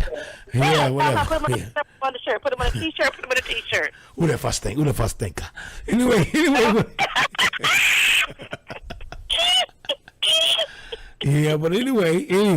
That's what I can't. Now you make me lose my train of thought there. You tickled me so much. Because you tickled me. Yes, you did. You tickled me. But we're gonna Eddie Wilson's play's coming up. We're gonna have Love's Ulterior Motive coming up on February 1st. All right, February 1st. Come on through. Bring your family. Bring your friends. Super Bowl weekend? I don't know. When is the Super Bowl? I don't know. February 2nd? They playing, so it don't matter to me. I don't know. It's the second, I think, ain't it? Okay, yeah, I think if the Super Bowl's second, then this play is first. So come here. Now I'll tell you can get your Valentine's gift and stuff and date out of the way. Your that Valentine. Would be Times. Valentine. Valentine. Okay, Valentine. Yeah. We don't know how to say Valentine, but Valentine's. Yeah. Yes. And I know I got my roses, pink roses, and green roses, and all that stuff. All of that. You got all of that. Is that on back order, or what's going on with that? What I'm trying to tell the people, and then y'all can come out and you can get your early Valentine's gift. No, it ain't no peoples. I said me. Oh, you want no peoples? Oh, you want green roses? I was just wondering if you got my pink and green roses, red tag. Yeah, I got them. Oh, okay, all right. Just want to make sure. And those are. And Go ahead. Anyway, I digress. You want pink and green because you are Aka.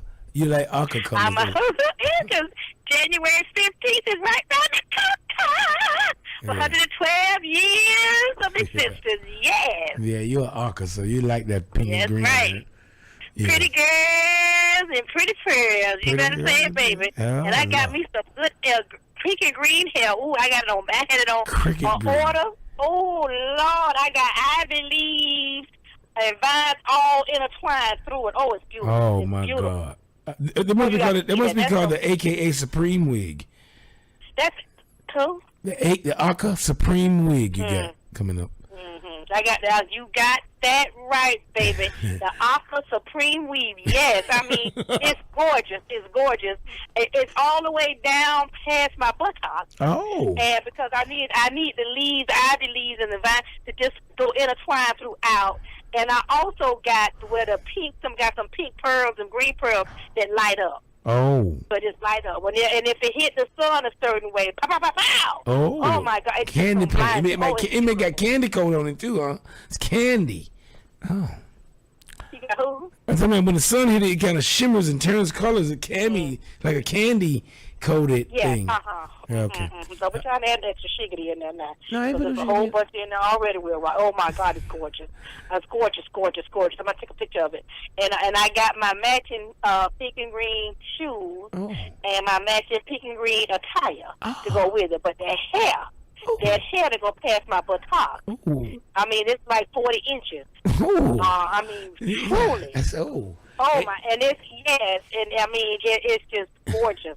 AKA weave overkill. Oh my God, AKA weave. You can't get a better AKA weave. WILROC. You can't get no better AKA weave. Aqua weave overkill. All right. Aqua weave. I love that. Aqua weave. Yes. Yeah. Don't worry about Aquaman. You better look out for Aqua weave. Woo-hoo. Oh my God. But anyway, thank you, Hollywood.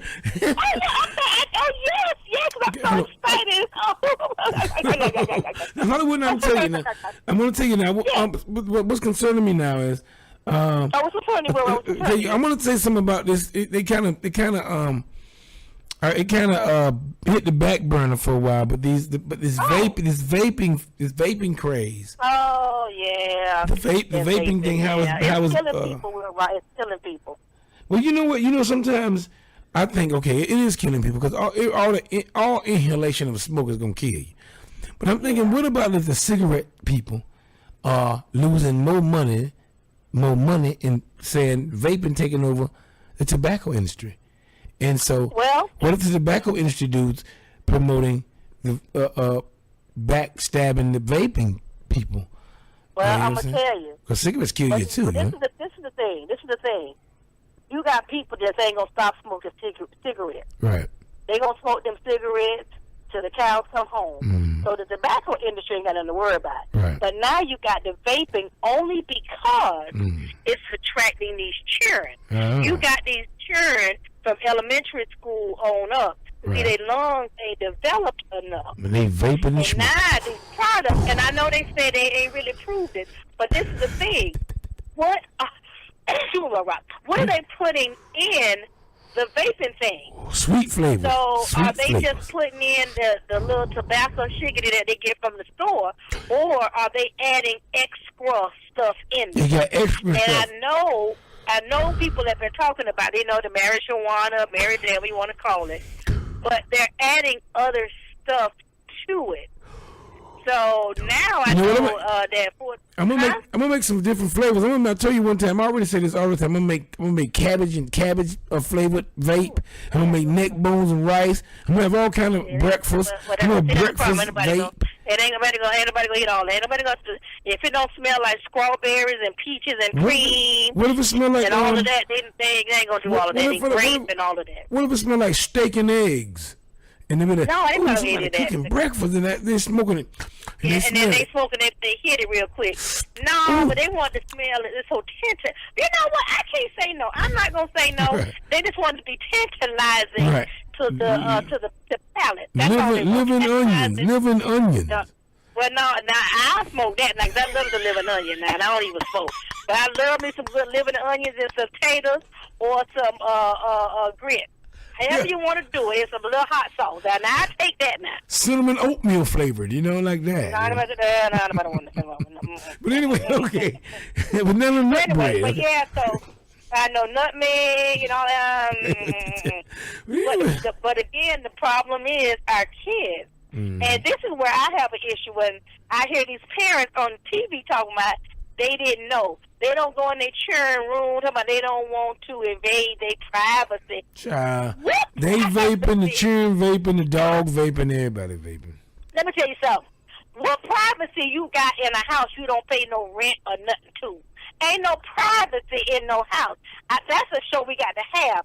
Ain't no privacy when you ain't paying damn bill, but you living in here scot-free. Ain't no privacy. You better be glad they ain't kicked the door down and took the tinges off the door. But you know better how not lock no door. You better do none of that. That's what these parents keep saying. They didn't know. Yeah. That's because y'all don't want to know. And but you know, no child got no privacy in my house. Certain people have different cultures, so that's not just. I know that's not our culture, because you know your grandmama, your auntie will fly and drop kick the door open. And then when they coming down from the flying drop kick, and they hit you 6 times in the throat, neck, and the head. And then when they land, they got their shoe off, and then they hit you in the back. Yes, it's a boomerang. And you better not say, if they knock on that door, now they might be crazy to knock on the door, but you mess around in here and say, what? Ooh, Jesus. When you come out that coma 3 months later, you gonna understand what happened, because you ain't gonna have no memory. You ain't gonna have no recollection. When the back of your hair grow back, and your mama snatching. What you say? They gonna, Lord. Snatching. So all I'm saying is, parents, y'all cheering. That's why I understand how y'all don't know what they ain't got in their room, in their backpack. Don't no child in your house got privacy. They do not. Yeah, but you. I don't care what nobody say. You ain't got no privacy. I'm searching everything. You know now all the children belong to the state. You know, all the children belong to the state now.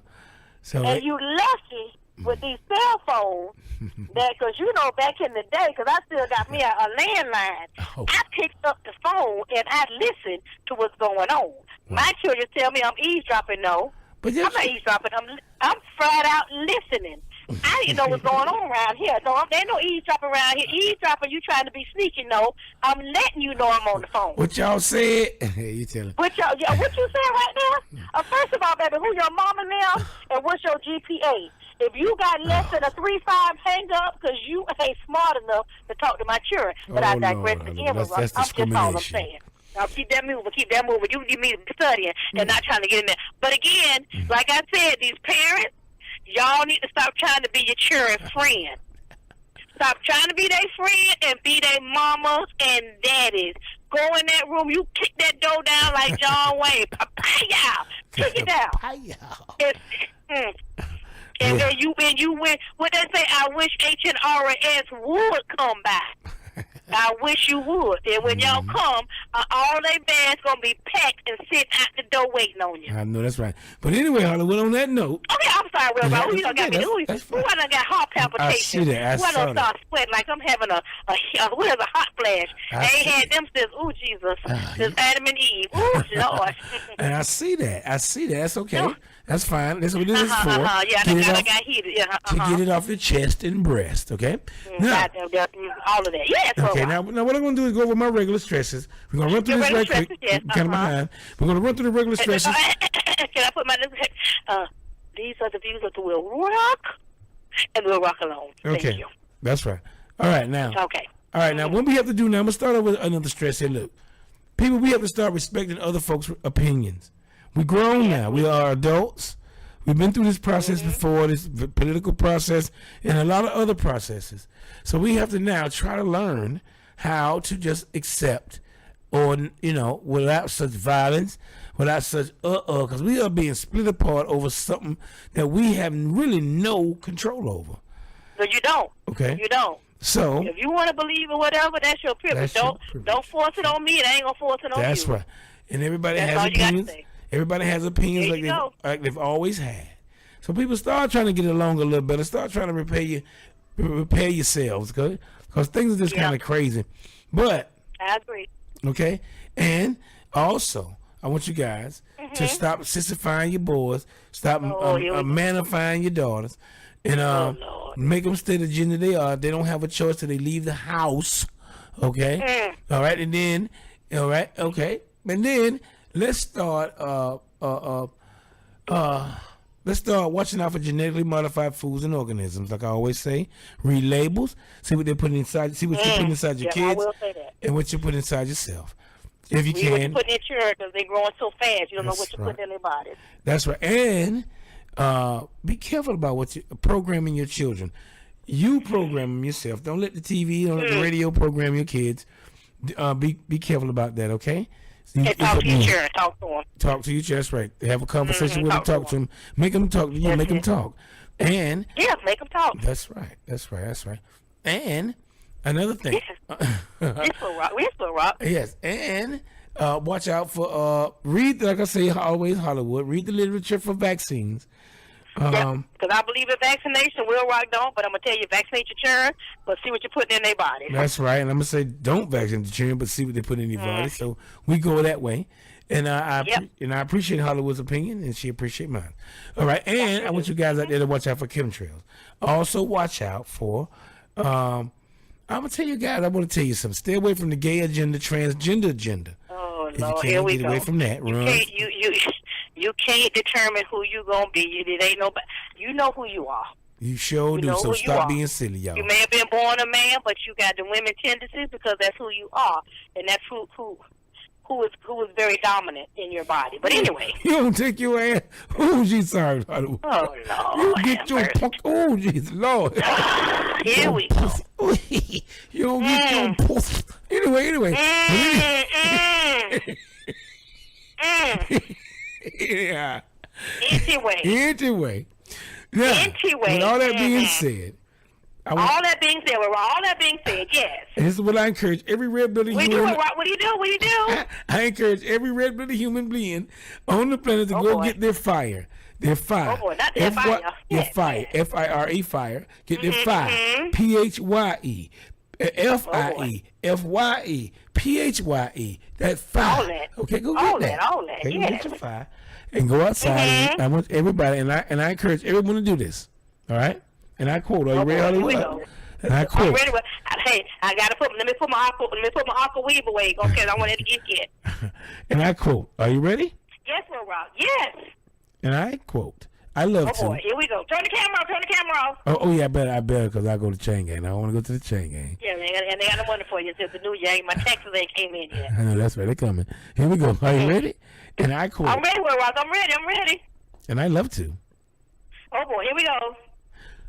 Rip off some shots.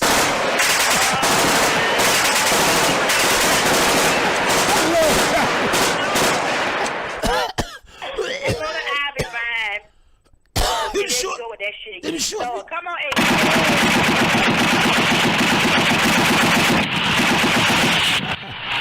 The WILROC show is on. I put my finger in the ground and turn the whole world around. Oh yeah. Motivated. Dedicated. Parlate tra di voi.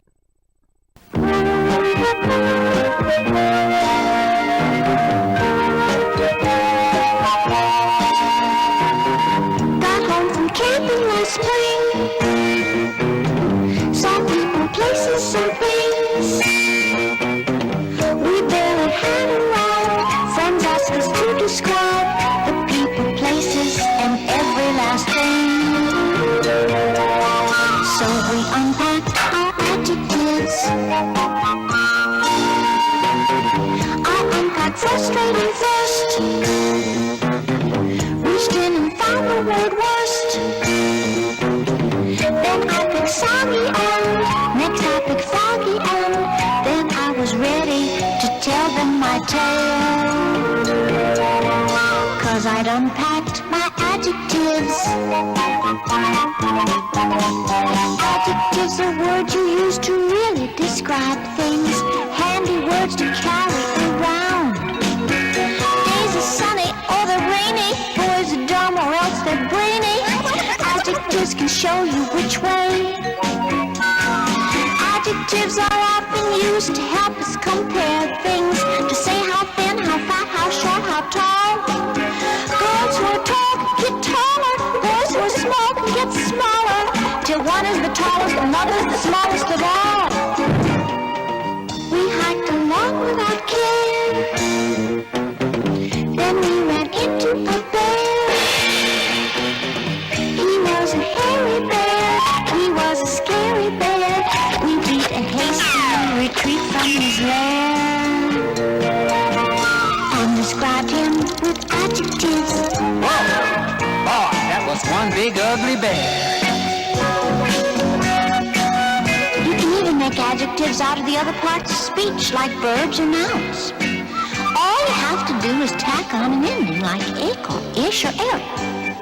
For example, this boy can grow up to be a huge man, but still have a boyish face.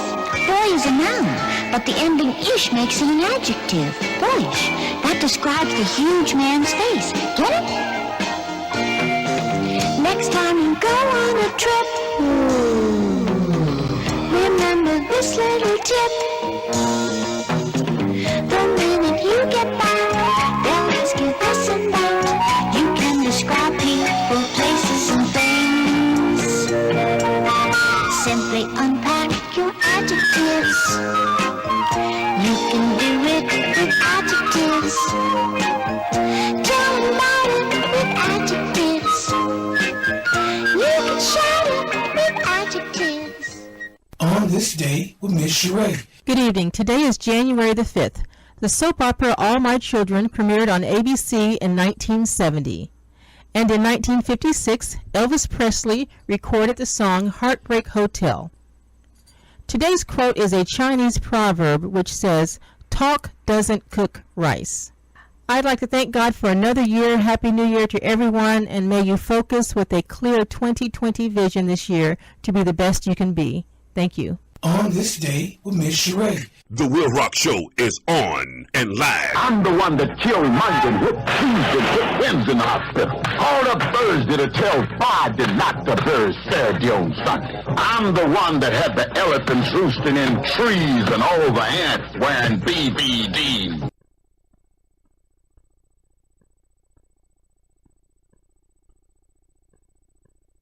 On this day with Miss Sheree. On this day with Miss Sheree. On this day with Miss Sheree. On this day. Premiered on ABC TV in 1966. In 1773, the first U.S. public museum was established in Charleston, South Carolina. Today's quote is from an unknown author. "The secret of getting ahead is getting started." Thank you. Good evening. Today is January the 19th. The popular game show. Today is January the 12th. The show Batman with Adam West and Burt Ward premiered on ABC TV in 1966. In 1773, the first U.S. public museum was established in Charleston, South Carolina. Today's quote is from an unknown author. "The secret of getting ahead is getting started." Thank you. Good evening. Today is January the 19th. Miss Sheree. On this day with Miss Sheree. Oh, man. Thank you, Jonathan. Thank you for showing up to my first fight, man. You know, I've been doing this UFC thing, mixed martial arts thing. You know, I feel good. It's my first fight. Thank you for coming out, man. Man, you look good. You look good, too. Yeah, boy, I tell you. But I tell you, I talked to my manager, my promoter, and I say, look, I want y'all to give me the best fighters y'all can get. You know, I know I'm young in the business. I want the best fighters I can get so I can make myself improve. You know what I'm talking about? Yeah, boy, I can't wait to go out there, Jonathan. Hey, I want you to come on ringside and help my people help me out. You know what I'm talking about? I'll be more than happy. Come on out here and check me out, man. Yeah, thanks a lot, man. Give me a pound for that, boy. Hey, man, yeah, man. Boy. But you know, Will Rock, you toned up, man. You look good, too. You toned up like Ray Leonard when he getting ready to fight. So. Yeah, man, I've been working out pretty good. All right, man, thanks. Come on. Will Rock, you're up. In this corner, weighing 165 pounds, out of D'Angelo Park, Florida, in his debut bout, the Will Rock.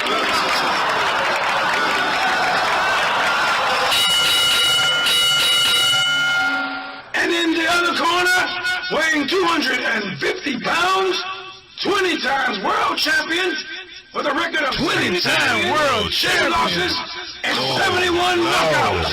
I claim title, Jack Lee.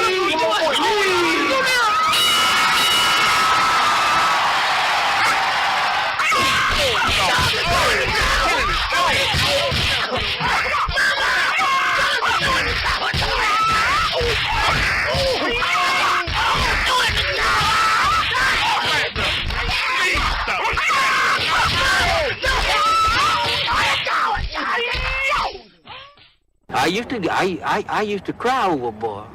I ain't lying. Sometimes I'd be at the job and I had to go and sit in the car for a few minutes. They asked me, said, "What's wrong with you, man?" And I wouldn't tell them, you know. I didn't want nobody to know I was weak, that weak behind a woman. The Will Rock Show is... The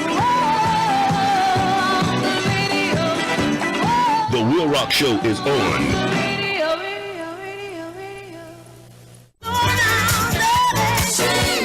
Yes again, the WILROC Show. Ooh. I'm your show, the WILROC. Yes, I am. Hold on a minute. This reminds me of Miami is so bad right here. But anyway, today's topic is teenage dating violence. And it's a WILROC Show on Caribbean on the CRRnetwork.com. Yes. And on Caribbean Rhythm Radio Network, Facebook, Donald Wilcox, Instagram. Yeah. Also on Twitter and Periscope at _WLRC. It's the WILROC Show. I'm your show, the WILROC. Hold on. Just hold on. Wait a minute. Let me. Anyway. Okay. I need the medicine, but for real right now. But today's topic is teen dating violence on the WILROC Show. And we're gonna go over some stats, some United States stats, some stats around the United States. All right. Okay. Now, let me say now while dating, domestic and sexual violence affect women regardless of their age. Teens and young women are especially vulnerable. All right. Now, young people ages 12 to 19 experience the highest rates of rape and sexual assault. And people aged 18 and 19 experience the highest rates of stalking. Approximately 1 in 3 adolescent girls in the United States is a victim of physical, emotional, or verbal abuse from a dating partner. A figure that far exceeds victimization rates for other types of violence affecting youth. I want to say that again. I'm going to do that over again. That right there is interesting to me. I'm going to say that over again. It's a shame. I want to say that again. Now, approximately 1 in 3 adolescent girls in the United States is a victim of physical, emotional, or verbal abuse from a dating partner. Okay, a figure that far exceeds victimization rates for other types of crimes of violence to teens affecting youth. Now, Mark Green, former Wisconsin representative, said if the numbers we see in domestic violence, the dating violence, were applied to terrorism or gang violence, the entire country would be up in arms. Yeah, because a lot of it goes on. And it would be the lead story on the news every night. For real. But they don't look at that. We don't pay it no attention. According to Women's Health, 81% of parents surveyed either believe dating violence is not an issue or admit they don't know if it's an issue. Unquote. Now, this is concerning because of the growth of dating abuse in teenage relationships now. Everybody playing grown and they on dope. And they are very, very sensitive. Please don't be offended. If you're not, then don't put the hat on. But if you are, stupid jits. You some stupid jits now, boy. Yep, we got some soft, sensitive ass stupid jits. Straight up. Y'all know we do. Y'all know we do. I just have to say it that way. That's it. Soft, sensitive ass stupid jits. That's what we got now. Now, dating violence has advanced through the years by means of communication technology. Of course, we used to talk to 12 women a month when we was on a spree. When we was on a spree, you talk to 12 to 15 girls a month. But now you can talk to 12. You can talk to 200, 100 to 200 girls a day because of technology, and you get more stalking, more violence, more dating violence, more beatings and yokings and snatchings. Okay?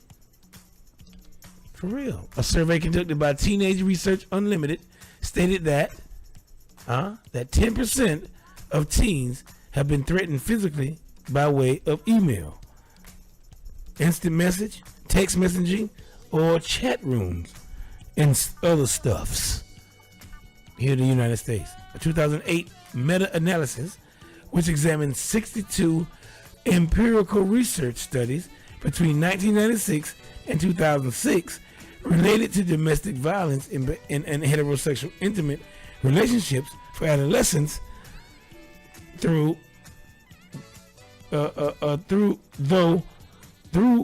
adult in the United States, from teenage to adult in the United States, reported on research findings that consistently show that adolescent females commit significantly more acts of domestic violence in intimate relationships than adolescent males. It stated, however, I went over this earlier, and it stated, however, that the data also suggests that females who commit acts of domestic violence may experience more violent or frequent IPV victimization than males, and that the highest rates for female perpetrated IPV were found from emotional violence, followed by physical and sexual violence, as well, and prevalence rates varied widely within each population. Now, most likely due to methodological and sampling differences across studies. And they say that I think I have these girls are really psychotic. Let me see what they say about these female girls jumping on these people. They found a few studies which reported patterns associated with female perpetrated intimate partner violence. They found a few studies which reported prevalence rates of IPV penetration among females at 2 to more times points over males. 2 or more points over, which they stated made it difficult to obtain a clear picture of the developmental patterns associated with the types of violence. Now, there was also only one study that reported on prevalence rates over time for female perpetrated IPV among adolescents. And this study found a significant increase in prevalence over a 6-month period. However, they measured lifetime perpetration of IPV. Therefore, it is unclear to really get a good assessment. But let's see. They say something about girls here. That girls. Let me see. I'm gonna come back with this. I might come back about how girls are way more violent. I said it already, but it's some more stuff. Let me see. In the 2009 survey, the CDC found that 9.8% of high school students in the U.S. reported having been intentionally physically hurt by their boyfriend or girlfriend in the preceding 12 months. A 2011 CDC nationwide survey of the U.S. population reported that 23% of females and 14% of males who ever experienced rape, other physical violence, or stalking by an intimate partner first experienced some form of partner violence between 11 and 17 years of age. I'm gonna come back with some more of this here. I'm gonna come back with some more. Play a little music. I'll be back. It's interesting. I'm going over the it's teenage dating violence. I'm going over some stats, the United States stats. We'll be back with some more stuff. All right, I'll be right back. Talk about yourselves. You know what I'm saying, yeah, I'm gonna have some snail tapioca pudding. I'll be right back. Talk about yourselves. I'll be back directly. Now, I know y'all listen to the WILROC Show.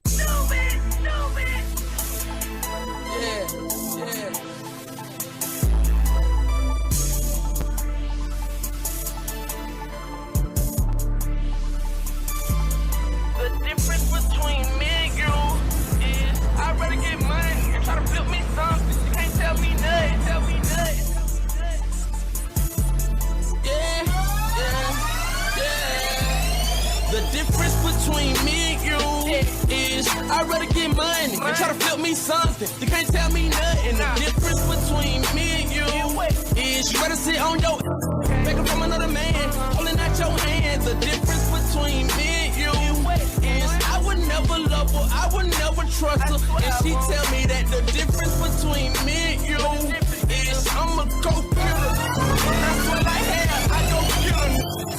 I would drop and say they saw me in the bench. You guilty until proven innocent. She wanna with me so she can get deep in the fish. I ain't stupid, I ain't crazy, my be out your mind. No, I got my back and I ain't talking spine. No vertebrae, but I heard you say that you and me. You see the difference, that could never be two of me. I swear they phony, they tryna clone me, whatever just to beat me. Get the rat that came with my Ray-Ban, can't see me. Told the ATM to feed me 20s, but that's all you can get when you can blend it. Rich on me, baby. The difference between me and you is I'd rather get money and try to flip me something. You can't tell me nothing. The difference between me and you is you better sit on your take from another man, pulling out your hands. The difference between me and you is I would never love her, I would never trust her. And she tell me that the difference between me and you is I'ma go kill her. And I swear like hell, I go kill her. The difference is I pay attention. Whatever I say, they listen. I'm a idol, pay attention. I ain't seen them in a minute, Jesus. Gotta pay a visit. And I get stupid on these tracks. Some say I'm ignorant. God don't say ain't going getting it. Boy, you know my palm itching. Able talking to me. Tell them folk come on with it. I know what the difference is. It's a new one else. It's Windy City style. It's Windy City style. My man Panic from the moment on the beat. I'ma send this one out to my man Mr. Greenweeds from the old school Unison crew. Herschel Austin, what's happening, baby? Windy City style. Nazir Austin, what's going on? City style. Philadelphia's finest. Mo D. Brothers who was once real get a record deal. And poetry and prose start switching like hoes. Those who was once skilled try to go commercial, while other imbeciles attempt to immerse you. Fictional narratives that ain't that imperative about things they never done and ways that they'll never live. While I work hard to keep my 9 to 5, cause I never relied on keeping rhymes to survive. Why not? As rappers start thinking about selling units, that's when they fall victim to stale influence. Niggas be lying, cause they too lazy to do for themselves. Relying on true shady, scheming for wealth. And plus they got a baby, and can't even help self, they see it or they lady. It's crazy cause the same nigga chasing the dollar won't even consider the lifestyle of a scholar. But to escape the squalor, he'll sell lala and wallabies and open up his blocks 20 a beauty parlor. He's a sucker. Infatuated with America. For Lucci, all my children play they self like Erica. I lyrically box brothers who be on the box. Cutters can't even nick. When I kick the 1-2 Anderson, it's magic but tragic. The way you ride the Johnson, like Bailey on the mic, I'ma touch you with the daily. See, a rhyme should be designed to make a brother use his mental and force hip-hop to reach its fullest potential. So dummies come simple like Langston Hughes. I watch them kneel like Zora and Tom like Cruise. It's okay, you ain't got to live a life thugs. You ain't got to rhyme about selling drugs. You ain't got to fit the commercial niche. And you ain't got to call your sister no bitch. You ain't got to play the role of the fool. You can be dope, still finish school. You ain't got to glorify what's wrong. You ain't got to sample R&B songs. All these half-pint niggas is followers. They can never measure up to a leader. They be the same sorry Negroes who try to convey that it's all good. Nah, brother, it's just okay. Now on the mic, like a leper eye, leave people petrified. Ripper rappers repping pride. Tell us what to say.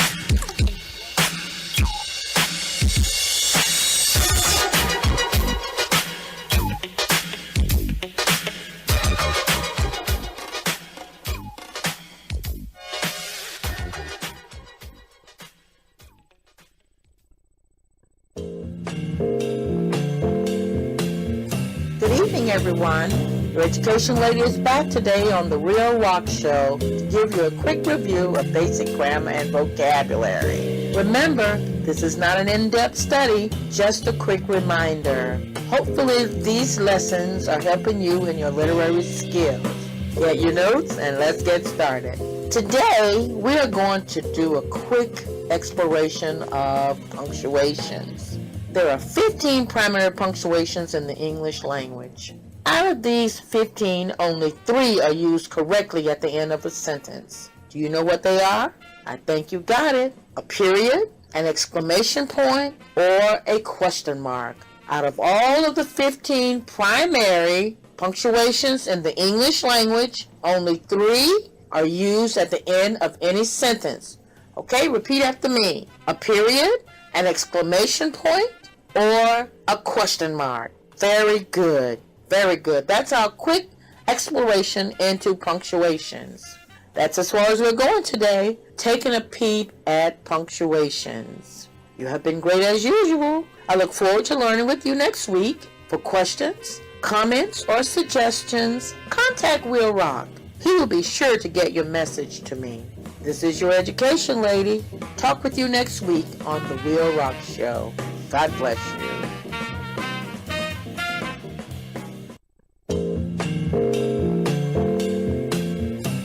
Good evening, everyone. Your education lady is back today on the WILROC Show to give you a quick review of basic grammar and vocabulary. Remember, this is not an in-depth study, just a quick reminder. Hopefully, these lessons are helping you in your literary skills. Get your notes and let's get started. A question I get from a lot of people is, what is the difference between a semicolon and a colon? Well, a semicolon and a colon are written vertically. That's one on top of the other. A semicolon has a period at the top and a comma at the bottom. Semi. A colon has 2 periods. One at the top, one at the bottom. Vertically written. Semicolon, period at the top, comma at the bottom. Colon, period at the top, period at the bottom. See, that was easy. That's as far as we're going today, taking a peep at colons and semicolons. You have been great as usual. I look forward to learning with you next week. For questions, comments, or suggestions, contact WILROC. He will be sure to get your message to me. This is your education lady. Talk with you next week on the WILROC Show. God bless you. Hey y'all, this is Hollywood swinging high and swinging low on the WILROC Show. Come one, come all. Check out the WILROC Show. Sundays 6 to 9 p.m. on Facebook Live, The WILROC Show, and on Twitter @_WLRC. Streaming online at crrradio.com and also on Twitch, on YouTube, Instagram, Periscope @_WLRC. That's the WILROC Show, bringing an eclectic approach, interesting topics, all types of music, special guests, and a lot more.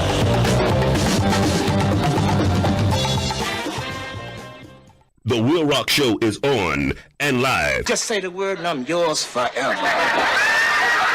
Did you know? Did you know that African American J. Standard invented the refrigerator? Did you know? Did you know that money is made of woven linen, not paper? Did you know? Did you know that Jesus died at the age of 33? The WILROC Show. Gay people are getting married, folks. Yes. Nasty. Imagine that. 2 women touching on each other's titty balls. Men, barbecue. I like you too, dog. Let's get married, man. It's crazy. That shit is gross. The WILROC Show is on and live. Today, I've got the style and profile like never before. But to be the man, you gotta beat the man. And I'm saying, woo, right here.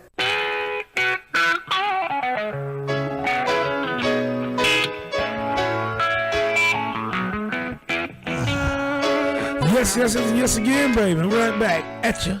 Oh. Today's topic is teen dating violence.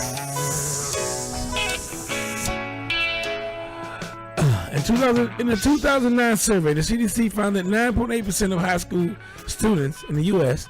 reported having been intentionally physically hurt by their boyfriend or girlfriend in the preceding 12 months. A 2011 CDC nationwide survey of the U.S. population reported that 23% of females and 14% of males who ever experienced rape, other physical violence, or stalking by an intimate partner first experienced some form of partner violence between 11 and 17 years of age. The ages between 16 and 24 are when youth are the most susceptible to dating violence. Okay? All right? Also, according to the CDC, 1 in 10 teens will be physically abused between 17th and 12th grade. 7th and 12th grade, sorry. All right. Now, because of this abuse, victims are more likely to abuse drugs and alcohol, employ precarious sexual conduct, develop eating disorders, and attempt suicide. All right? That's crazy. I mean, it is what it is. Now, the numbers I stated before are notable in their magnitude and in their discrepancy, indicating that at some point between birth and high school, a huge number of males are learning that it is useful and acceptable to abuse their dating partners in some way. Okay? In some way. The reciprocal of males learning violent behaviors is that the backlash of males learning violent behavior is that women are not learning this fact and are instead learning through our culture and through violence directed at them, and they are to be submissive. Take that ass whooping. And I believe in that. You should just let me just. No, I'm just joking. No, don't just beat them like they shouldn't take that. You know, women ain't taking it no more. They shooting you and they fighting back. Sometimes you can take it because they be terrible. Some of y'all women just so terrible now. Some of these women need to be whooped right off the bat on schedule. Breakfast whoopings, lunch whoopings, and dinner whoopings. I know men's we riding, but sometimes y'all riding is I don't know what. Y'all get caught. Y'all been committed 40,000 crimes. We committed 3 and get caught. Y'all committed 40,000. But anyway, that's all right still. Wow, that's crazy, right? Now, according to a study conducted by Susan M. Sanders, she found that many adolescents do not always view aggressive behavior as violent or abusive, and roughly 77.6% young girls agree that after physical altercations such as being kicked by their partner, that they would cease to date them. The study conducted demonstrated that many adolescents, primarily females, are more susceptible to leave only after they've been beat up or only after physical altercation took place. Yep. And a lot of times, some of them, I heard a girl told me one time when I was young, well, I would never hit her. She was want to fuss and fight. She told me back then we was easy to slap girls. They was getting in your way. They wanted, seemed like almost it was a crazy leave us alone. And I was saying no more of that kind of stuff.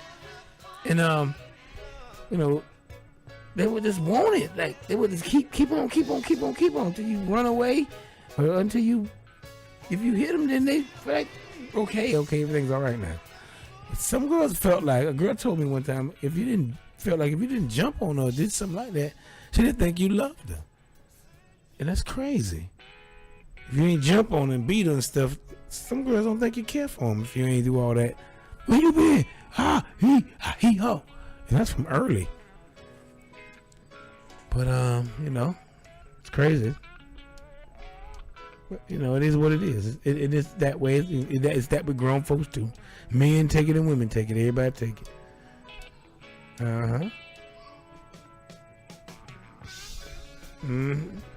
Now, with these studies, it was found that once a physical altercation took place, the victim would then view it as abusive and eventually desire to leave the relationship. Now, adolescent dating violence is a subject which must be understood in order for true equality between the sexes to be achieved and to help stop partner violence in adults before it occurs. You know, yeah, you stop it at teens, you probably can stop it, prevent some adult beatings. Okay, one more thing here. Let me see. Let me see something here. Let me see what time I got here. All right. I'll be back with some more. I'll be back with some legislation on this thing. Some legislation and some let me see, some teen dating violence, and what should you say? What can you do about it? Your child is involved in that. How to talk to your teens about this dating violence. All right, we'll be back with some of that as we go. Talk amongst yourselves. I'll be right back. The Will Rock Show. Today's topic is teen dating violence. All right, let's take it easy. All right, it's Friday. It's Saturday. The week started the day. The week's really started the day, but tomorrow you get down on the grind. It's so terrible, right? All right, I'll be right back.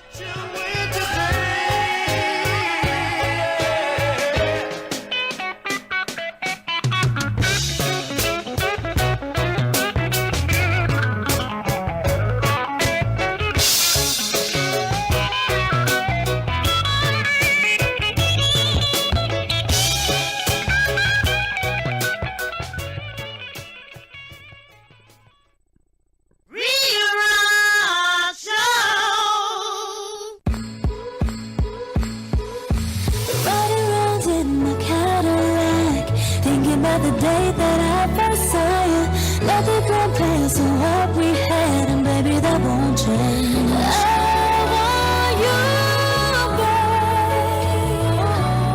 I still want you, baby. I still want you. Summer days with my honey, but worry about nothing. Back in the day when things were was the last one. I never thought it would change. Baby, I'm missing you. Oh, we should have been forever, but we fell apart. Might have separated, but you took my heart. Always knew I wasn't really over us. And sometimes I catch myself riding around in my Cadillac, thinking about the day that I first saw you. Nothing compares to what we had, and baby, that won't change. I want you, babe. I still want you, baby. I still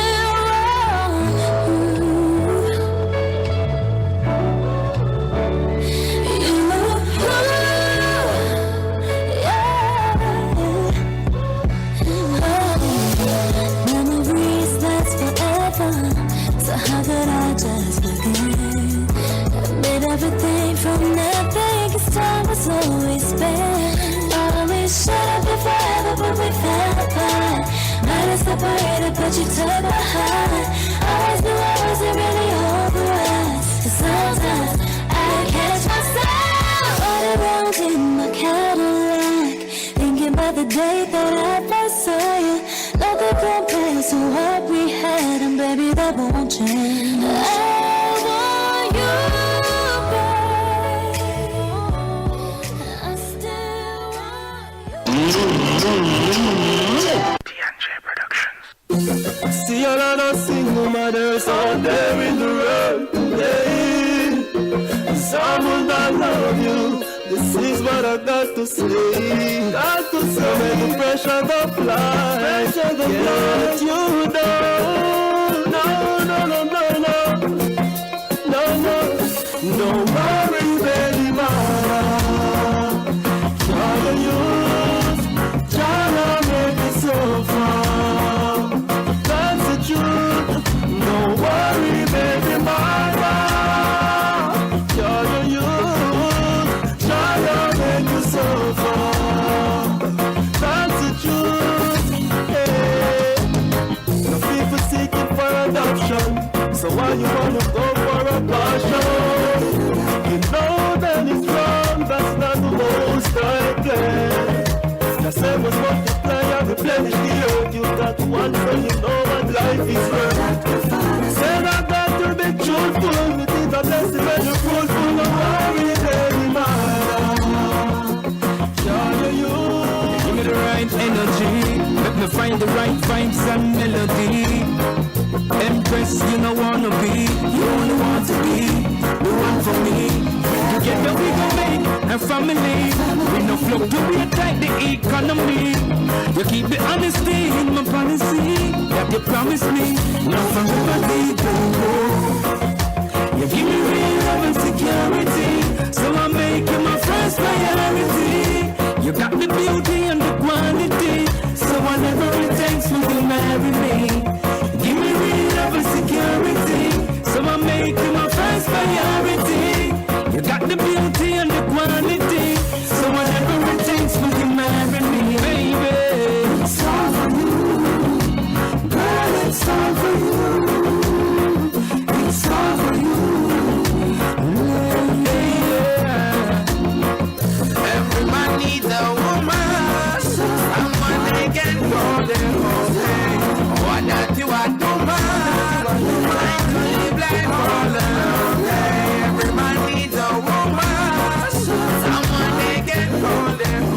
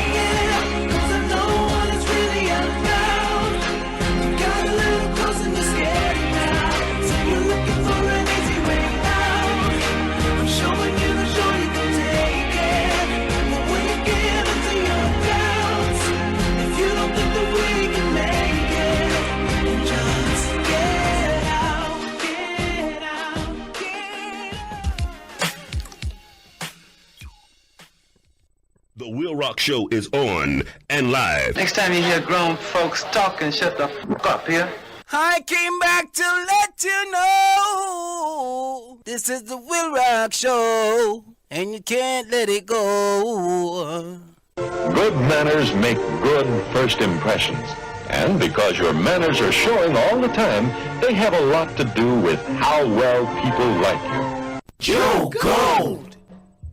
Now it's time for Joe Gold, and Joe Gold is the WILROC Show's man on the streets, man on the beat. Now, Joe Gold, which golden nugget of information do you have for us this day, Joe Gold? WILROC, I'm gonna let you know about the Black Lion, bro. The Black Lion. All right, check it out. You remember how when you was kids, we heard stories of Ali Baba and the 40 Thieves and Aladdin and his lamp and Sinbad the Sailor, collectively known as the Arabian Nights? Right. Few are aware that these stories are based on a real-life exploits and romances of Anatar, a black African warrior.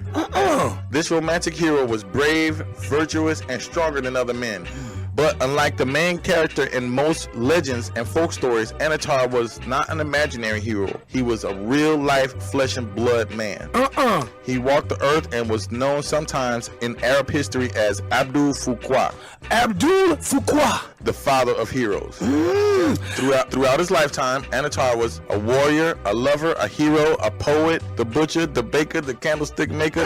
No, the son of a slave and the champion of his people. Although his name is rarely heard in English-speaking countries, he is the hero of North Africa and the Middle East. Antar, the Black Lion, was born in slavery sometime around the middle of the 6th century. And the story of Anatar's life is full of adventure, romance, chivalry, and any tale of knighthood. His deeds were spread by word of mouth throughout the then set in writing in a book called The Romances of Antar. The book is considered among the legendary classics of the world. One of Anatar's poems is among the 7 which hang in the entrance of the Temple of Mecca, the highest honor of Muslim writers can achieve. So the history of this guy has been passed down for centuries and centuries, and it turns into many different things, but I'm letting you know what's really going on. He was our own personal Black Lion. Boom shot. Oh man, that was a very interesting and very, very good golden nugget of information, Joe Gold. Now, Joe Gold, like we do in this mandatory, and please do this complimentary shoutings of outings. I'm gonna do my shoutings of outings, and I want to give a shout out to everybody trying to get their business promoted on the radio. Right. We all know that radio is a fantastic medium that gives you exactly what you need. Yep. Hey, I just want to let you know this is for the community. Everybody, get your business on the air. Thousands of people, hundreds of thousands of people listen all over. Yes. Give a call. Let us know. We'll get you on the air. All right, Jogo. Thank you for that plug. Thank you for doing that, Jogo. Thank you very much. Now, thank you very much for participating in the WILROC Show, Joseph Golden. That's me. Have a great one. All right, Joe Gold.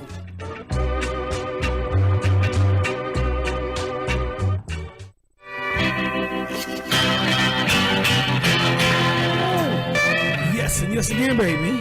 Today's topic is, it's the WILROC Show. Today's topic is teen dating violence. I'm your shooter, the WILROC here. I'm pressing for time, so let me rush through this a little bit here. We'll give some more facts and stats here on the Caribbean Rhythm Radio Network at crrnetwork.com. All right, check that out. Also on Facebook, Donald Wilcox on the WILROC Show. Facebook Live, Donald Wilcox and the WILROC Show, Facebook Live. Check it out there. You can catch some of the show. Yes, you can. You can catch it on YouTube. And you can catch it out on Instagram. And also on Twitch and Twitter. Wow. And Periscope and Twitter at _ WLRCRA. And okay, now today's topic is teen dating violence. Now in the United States, I went over some legislation. Let me go and see what I can go over now. Now the national, let me see. No. Let me see what I got here. Okay, here we go here. Now in the United States, the National Conference of State Legislators, the NCSL, that's the National Conference of State Legislators, states that policymakers can play a role in preventing teen dating violence and lists those states that currently have laws regarding requiring school boards to develop and adopt programs to address this issue. Now further, according to the NCSL, or the National Conference of State Legislators, in 2011, at least 8 states have introduced legislation to address teen dating violence. On January 31st, 2011, President Obama proclaimed February 2011 to be National Teen Dating Violence Awareness and Prevention Month. Now, 2006, the U.S. first recognized National Teen Dating Violence Awareness and Prevention Week, sponsored by Senator Mike Crapo, to increase public awareness and education of the prevalence of teen dating violence among other teens. All right. The first week of February was so recognized through 2009. It was recognized in 2009. Beginning in 2010, Senator Crapo joined the Department of Justice and recognizing February as Teen Dating Violence Awareness and Prevention Month. All right. For real. I ain't lying. Let's see what I got here. Let me see what I got. I got some I got some interesting facts and stats here for you. Let me see now. Teen a background. Teen violence can be physical, emotional, and sexual, and include stalking, and it could occur in person or electronically now. So they got so much technology now, which includes texting, social media, and other online applications. In a recent national survey,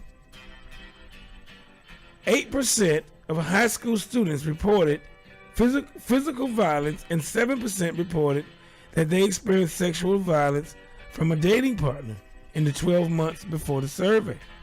Now, victims of teen dating violence are more likely to experience symptoms of depression or anxiety. They may also engage in unhealthy behaviors, such as, like I said earlier, using tobacco, dope, drinking alcohol. They might even try to commit suicide. Okay? These kids are way out there. And what can you do about it? Okay, teaching help. Okay? What can you do about that? By teaching a healthy relationship and teaching healthy relationship skills and changing norms about violence can be, and it also can help prevent teen dating violence. I talk to teens now about the importance of developing healthy, respectful relationships. Respectful relationships. And first of all, respectful relationships start out by respecting yourself. Okay? I ain't saying being a prick. Just respect yourself, and everything else will follow. And people will respect you a little more. All right? So you can't go out there with your butt hanging out and then demand respect. You can't go down with your acting stupid jit and demand respect. You have to be respectful to get some respect, to demand respect. Okay? Try that. That'll help. I ain't lying. For real. Now, unfortunately, teen dating violence, the type of intimate partner violence that occurs between, two young people, like I said, who are or who were once in an intimate relationship is a serious problem in this country. A national survey found that 10% of females and male have been victims of physical violence. Now, teen dating violence can be anyone or a combination of something here. You said, what is the violence? It can be a couple of things. Physical. This includes pinching, hitting, shoving, and kicking. It can be emotional. This involves threatening a partner or harming his or her sense of self-worth. Examples include name calling, controlling jealous behaviors, controlling, and you jealous. And that's why it's hard to control those emotions when you're young like that. Consistent monitoring, shaming, bullying, online texting, and in person. Intentionally embarrassing people, girl or female, just bothering with them all the time. Keeping him or her away from friends and family. All right? And then you can have some sexual abuse too. Sexual abuse when you're a teenager. This is defined as forcing a partner to engage in a sex act when he or she does not or cannot consent. It's raping. I'll be right back, y'all. Talk amongst yourselves. I have some more on this topic when I come back. A little more music. The WILROC Show. I got 6 minutes. I got to get on out of here.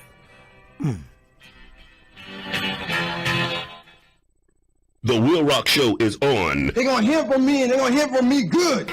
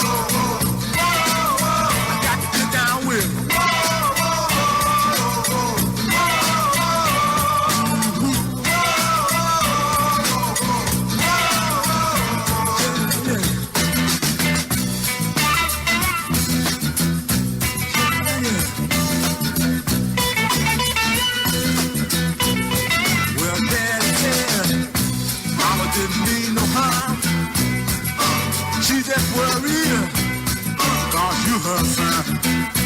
I said, well, I know that's the truth, but that won't bring back my sympathy. Hear me crying?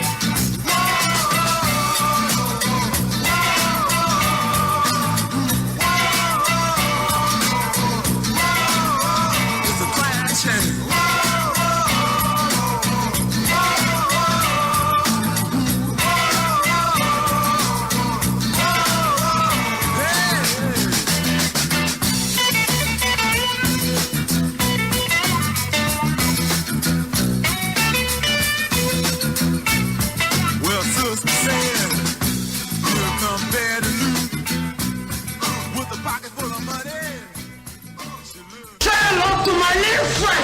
Tell you about black man supremacy. Ice and Rastafari. Oi, oi, Selassie I will take. These are the trumpets calling and making the sound. Hey, watch over us. Emperor Selassie, hide them your robos, rugged and steep. I know it is a must for us to make it home, even through them your gnashing of feet. Hey, guide over us. Holy Emmanuel, all these Islamese could never get weak. I know it is a must for us to make it home. Through them you're gnashing of teeth or feet. These are those who constantly they have been placing the rocks on the traps, leaving them snares laying. And then wish we all of them hate to be falling. Yet none of them face the witness die uprising. Feeling high, making it onto my way. No apology, fire on them every day. Conspiracy leads the game you play. Now the fall on the knees without my say. Hey, guide over us. Holy Emmanuel, I eat this and road, rugged and steep. I know it is a must for us to make it home, even through them you're gnashing of teeth. Young guide over us. Emperor Selassie, Isis and knees could never get weak. I know it is a must for us to make it home, even through them you're gnashing of teeth. Them for know I'm from the mountain and the valleys. Oh, oh, just tell me so I run both river banks. Within life you've got the valleys, yeah, yeah. Here is the Rasta youth voice giving thanks. Hey, Jaja, give my man and strength. Working for you makes the sense. You could never put a dime in my pocket. King Selassie on the front line, so watch this. Guide over us. Emperor Selassie, I them your road, rugged and steep. I know it is a must for us to make it home, even through them you're gnashing of teeth. Hey, guide over us. Only Emmanuel, I rose too rugged and steep. I know it is a must for us to make it home, through them you're gnashing of teeth.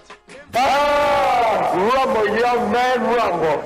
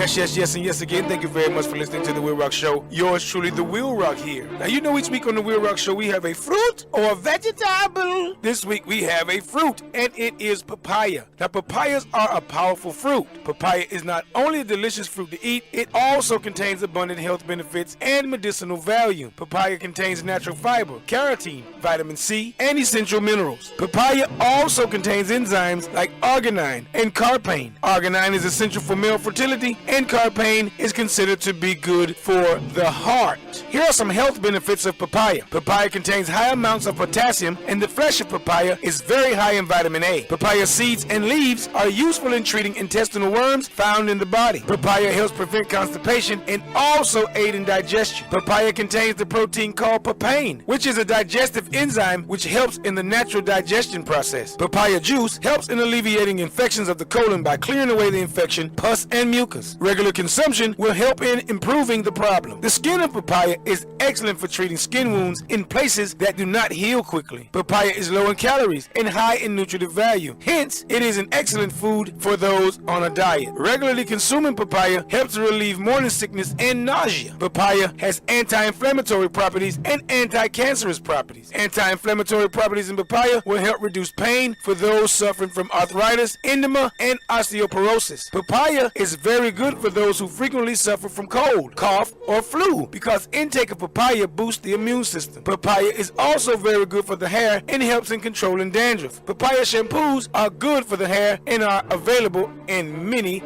health stores. Raw papaya also helps in reducing menstrual irregularities for women. A papaya face pack can also be made using the fruit. Papaya is a product from nature which is used in many skin lightening creams. Papaya cleans the stomach, and studies have shown that papaya alone eaten for 3 to 4 days has a high beneficial tonic effect upon the stomach and intestines. All parts of the papaya fruit are useful and beneficial. So now, get some papayas in your rumps. You know they're going to squirt out of your rumps if you let them process properly. So get some papayas in your rumps, and now I hope your minds and bodies are healthier, wealthier, and wiser. Thank you very much.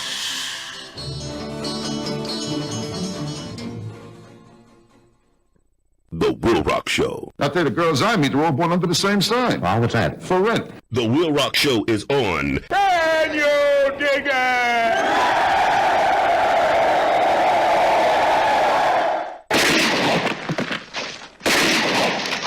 What in the wide, wide world of sports is going on here? We're talking about the life of a human being, how they live. Dear Lord Baby Jesus, we also thank you for The WILROC Show. We hope that you can use your Baby Jesus powers to heal him and his horrible leg. And it smells terrible, and the dogs are always bothering with it. The WILROC Show. Now, this is what I call a good time, baby. I'm having the time of my life. Did you know? Did you know that starfish don't have brains? Did you know? Did you know that Coca-Cola was originally green? Did you know? Did you know that Frederick Jones invented the air conditioning unit?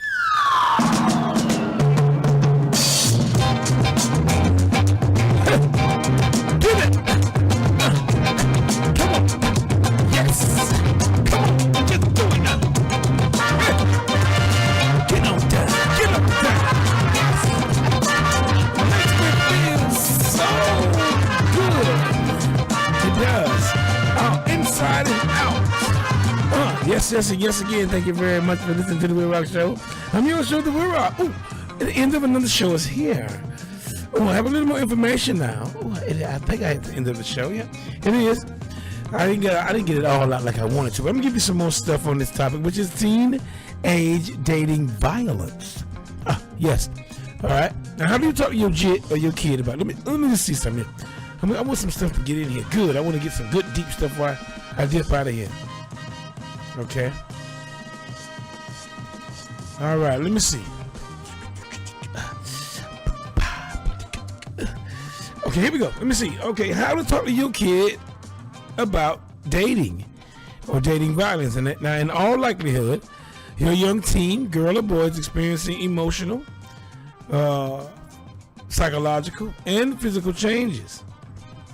And while your teen needs you more than ever to help them through all this stuff, this challenging time, they're also seeking independence and turning to peers as well. Okay, it's a confusing time, boy. Now, while it may seem easier to let your teen shake you loose, hang on. They really do need you during this time, and they need you as much as they can.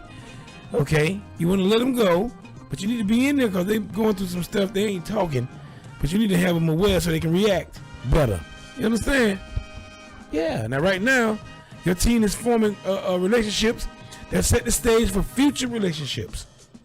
Now, given that 1 in 5 high schoolers experience dating violence, you want to be sure that you do your part to help your child and help them understand what a healthy relationship feels like and look like.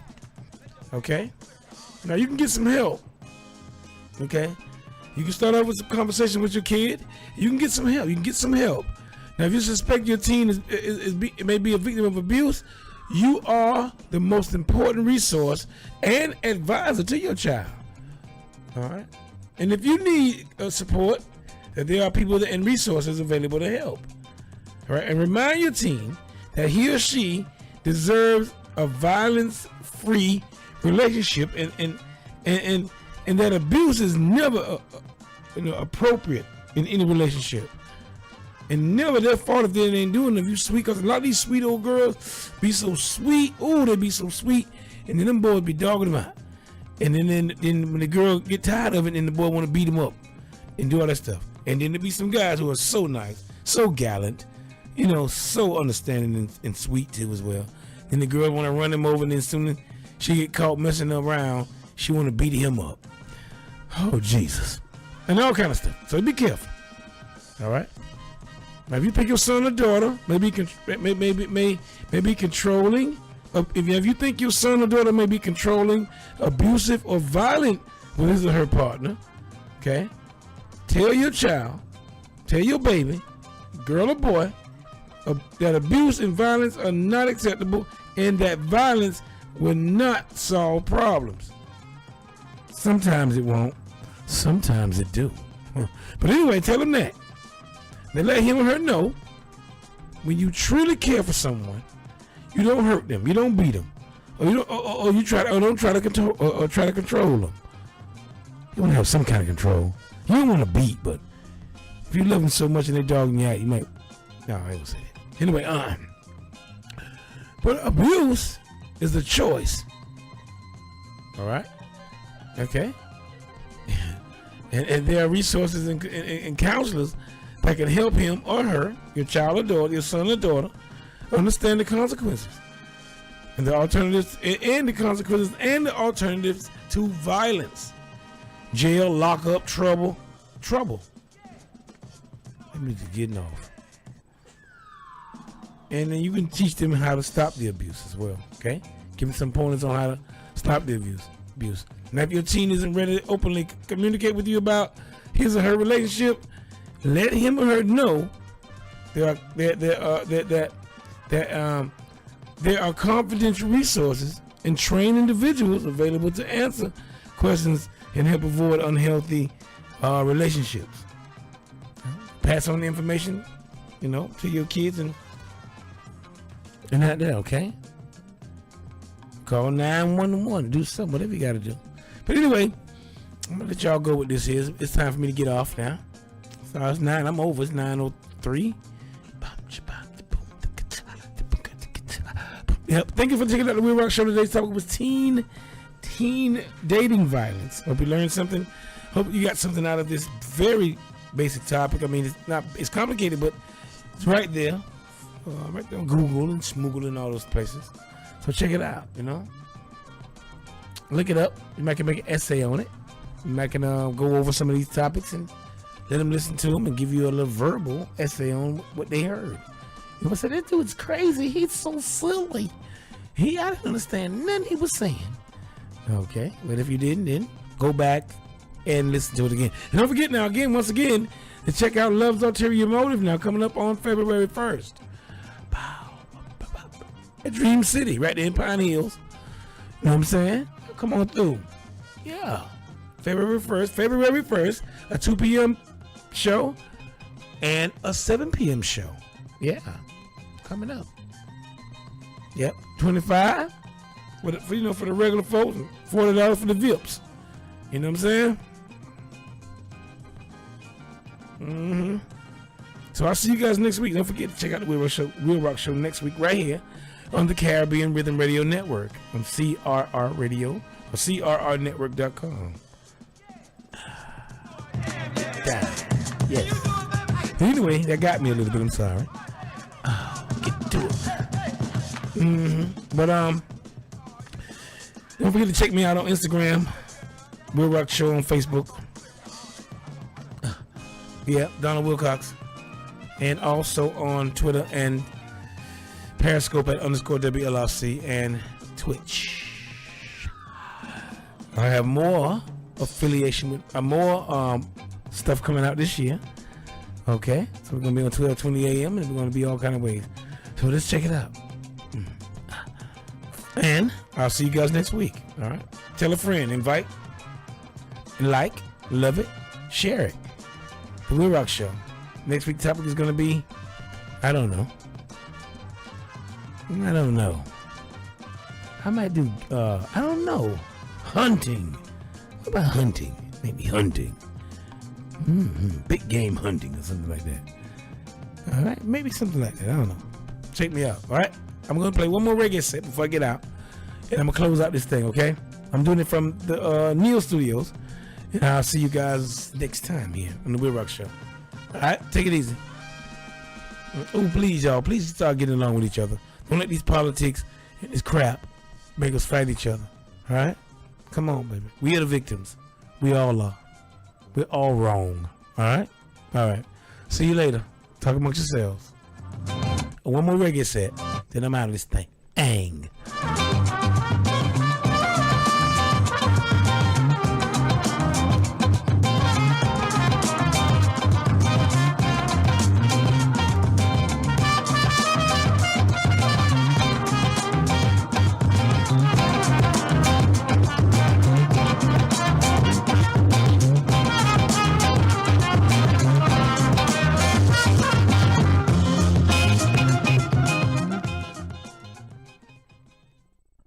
The Will Rock Show is on. This man will make your liver quiver.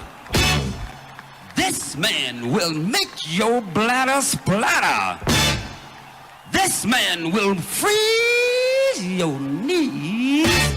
And that brings us to the end of what we hope has been a beautiful trip for you and what certainly has been a groovy ride for me. We thank you for joining us. We thank our very exciting guests. Hope you'll climb aboard next week on these same stations, and you can bet your last money it's all going to be a stone gas, honey. Always in parting, we're going to wish you love, peace, and soul. The Will Rock Show is on. Their mission to fight injustice, to right that which is wrong, and to serve all mankind. Whether you like it or don't like it, sit down and look at it because it's the best going today. Woo! The Will Rock Show, the Will Rock Show, the Will Rock Show, yeah.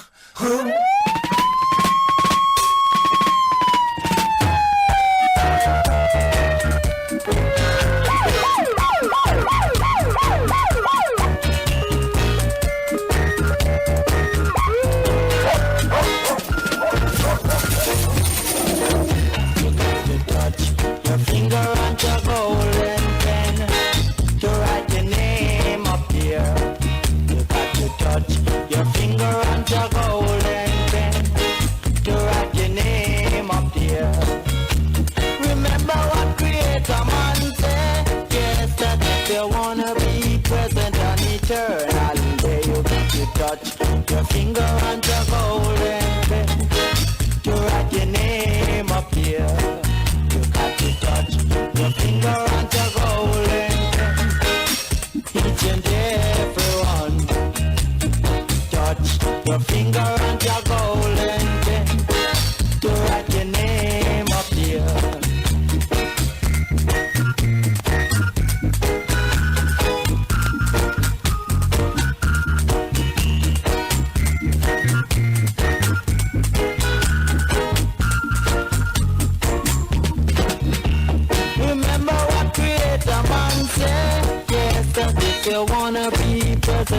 eternal day. You got to touch your finger and your golden pen to write your name up here.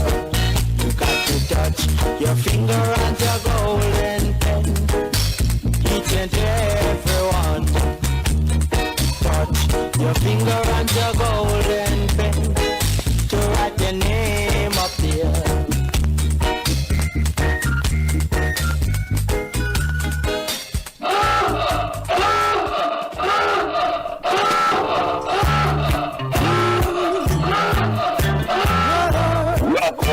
We'll rock on.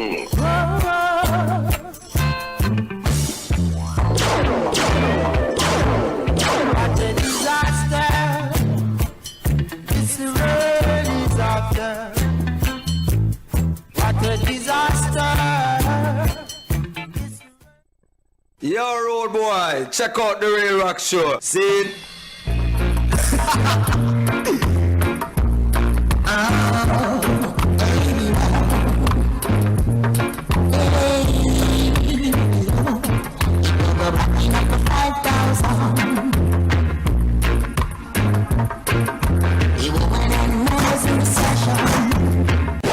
Lakewood means rewind, a gunshot means forward. The WILROC show, live and direct, you don't know.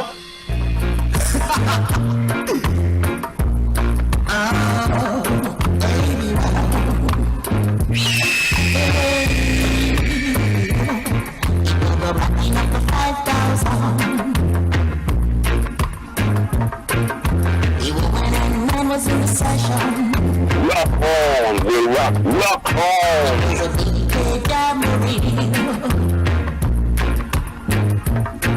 Everyone was feeling happy. Kings and queens, prince and princess, everybody in your best dress. Police and priests, none was the least. They all enjoyed the feast. Rocking and soft, surprised top notch. Girls were there to watch. It was out of sight, it was the end of night on a cool Saturday night. It was the rocking of the 5,000, the rocking of the 5,000. The rocking of the Heineken, the fryers that eat fried fish, the sops I eat cornbread, notch I drink Irish mash. It was the feeding of the 5,000. It was the feeding of the 5,000. I started to the man Barry Brown shoes, the minor Tony Profit was a rocking of the 5,000.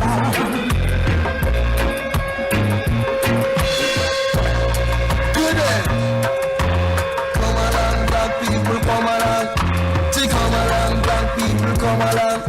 We spread reggae music international. We preach reggae music international. It very nice like a sugar and spice, eh? It very sweet like a sugar and cone, eh? Them love it in a London, come along. Come make we spread reggae music international. Come make we preach reggae music international. It very nice like a sugar and spice, eh? It very sweet like a sugar and cone, eh? Come and say come along, black people, come along. Come make we spread reggae music international. Them love it in a London. It reach number 1 in a England. Bang the bang, this a rocking of the 5,000. This a rocking of the 5,000. Till it a go dread, it a go dread up in a Babylon. It a go red up in a Babylon. Come and say come along, black people, come along. Say come along, black people, come along. Come make we spread reggae music international. Preach reggae music international. Black a fight, black fella, lollipop. Cause them wasn't on the right track. So me see them wasn't on the right track.